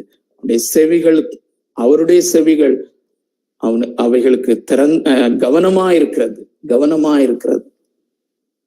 அருமையானவர்களே, அவருடைய சித்தத்தின்படி ஜெபிக்க வைக்கும்படியாக பரிசுத்த ஆவியானவரை தேவன் நமக்கு கொடுத்திருக்கிறார். அவருடைய சித்தத்தின்படி நாம் ஜெபிக்கவும் அவரையே சார்ந்து வாழவும் அது நிமித்தமாய் அவரை சந்தோஷப்படுத்தவும் தேவன் நமக்கு கிருபை செய்வாராக. He delights really in the prayer. நம்ம ஒவ்வொரு காரியத்துக்கும் ஜெபம் பண்ணும்போது, ஆண்டவரே இன்னைக்கு எனக்கு ஒருவேளை கோபப்படுறதுக்கு ஒரு டெம்டேஷன் வந்துடலாம், எனக்கு அது வராம காத்துக்கொள்ளும், வரும், ஆனா அதுல நான் விழுந்துராம காத்துக்கொள்ள எனக்கு உதவி செய்யும் ஆண்டவரேன்னு சொல்லி ஒவ்வொரு காரியத்துக்காகவும் நீங்க ஜெபம் பண்ணும்போது so happy. He delights to answer you and me. கர்த்தர் அந்த கிருபையை நமக்கு கொடுப்பாராக. Over to Ilango. Thanks uncle. Brother Manivannan, brother money.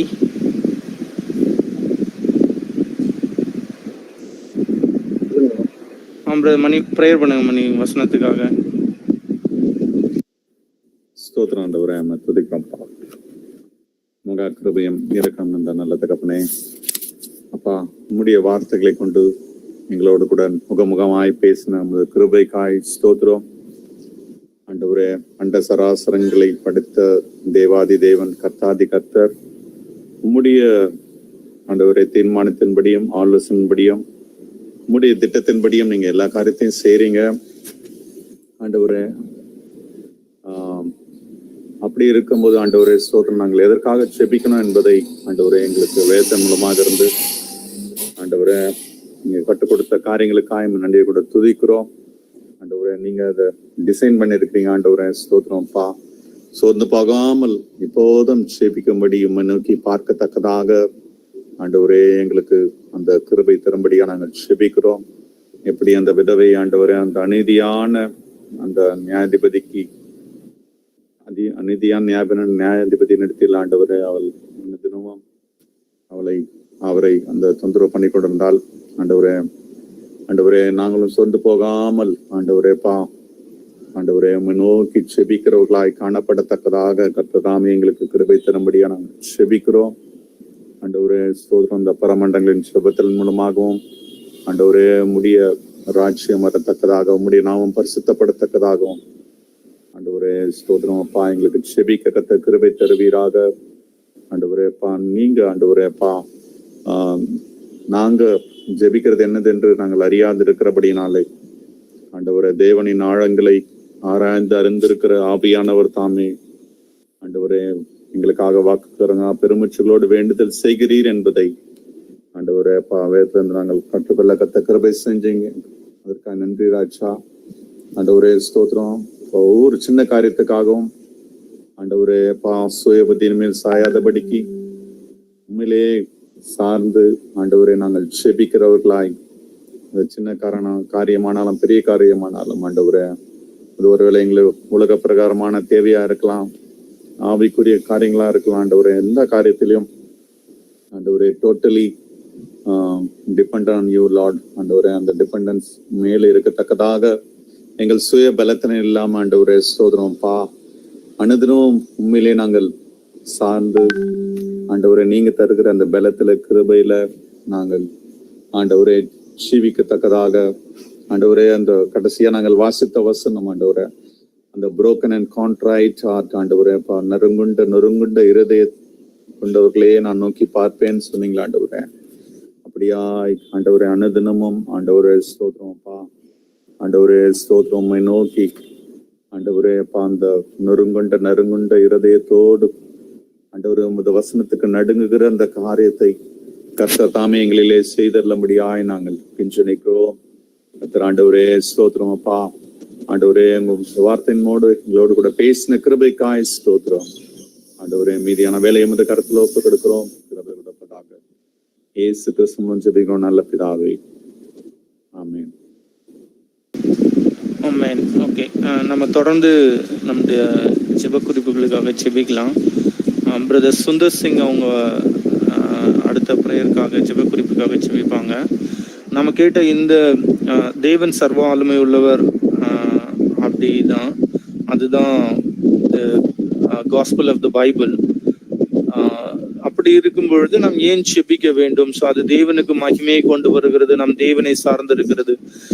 So இந்த சுவிசேஷங்கள் நம்முடைய திருச்சபைகளிலே அந்த வேதாகமத்தின் அடிப்படையிலான தேவனை, அந்த யோபு 42:7 நம்ம பார்த்தபடி தேவனை அக்யூரேட்டாய் அவர் எப்படி தம்மை வெளிப்படுத்துகிறாரோ அந்த வெளிப்படுத்துகிற அவரே அப்படியே நாம் பார்க்கத்தக்கதாக, திருச்சபைகள் பார்க்கத்தக்கதாக, உலகளாவிய திருச்சபைகள், ஸ்தல திருச்சபைகள் விசேஷமாய் நாளை தினத்துல கூடும் பொழுது அந்த வேதாகமத்தின் தேவனே எல்லாவற்றிற்கும் நாம் அவரை சார்ந்துதான் இருக்க வேண்டும் அப்படின்ற அந்த உணர்வோடு கூட அது அவரை மகிமை கொண்டு வருகிறது. நான் அவரை சார்ந்திருக்கிறது, அவரை மகிமைப்படுத்தும்படியாய் நான் சிருஷ்டிக்கப்பட்டிருக்கிறேன் அப்படின்ற அந்த உணர்வோடு கூட போதனைகள் அமையத்தக்கதாக திருச்சபைகள் கலந்து இந்த தேவனுடைய வார்த்தைகளை வாசிக்கும் போது எபேசியர் 3ஆம் அதிகாரத்துல பவுல் அதை ஒரு மிகப்பெரிய ஜெபமா எழுதுகிறார். தேவனுடைய ஆனந்த ஞானமானது உன்னதத்துள்ள துரைத்தனங்களுக்கும் அதிகாரங்களுக்கும் அப்படின்னு ஆரம்பிச்சு 21 முடிக்கும் போது சொல்றாரு, தலைமுறைக்கும் சதா காலங்களிலும் தேவனுக்கு திருச்சபை மூலமாக மகிமை உண்டாவதாக அப்படின்னு முடிக்கிறாரு. அதுல அந்த தேவனுடைய கிறிஸ்துவின் அன்பின் அகலம், ஆழம், நீளம், உயரம் என்னதென்று உணரத்தக்கதாக நம்முடைய கண்கள் திறக்கப்படணும். அந்த தேவனுடைய சகல பரிபூரணத்தினாலும் நிரப்பப்படணும். ஸோ அந்த சகல பரிபூரணம் அப்படின்னு சொல்லும்போது அவருடைய கிருபை, அவருடைய தயவு, அன்பு, இரக்கம், பரிசுத்தம், நீதி இவைகளால நிரப்பப்படுகிற அதிலே தேவன் நம்முடைய ஒவ்வொரு திருச்சபையின் பிலிவர்ஸையும் போதகர்களையும் விசேஷமாய் நாளை தினத்தின் ஆராதனையிலும் அவ்விதமாய் நடத்தும்படிக்கு சுந்தர் சிங் அவங்க செய்வோம்.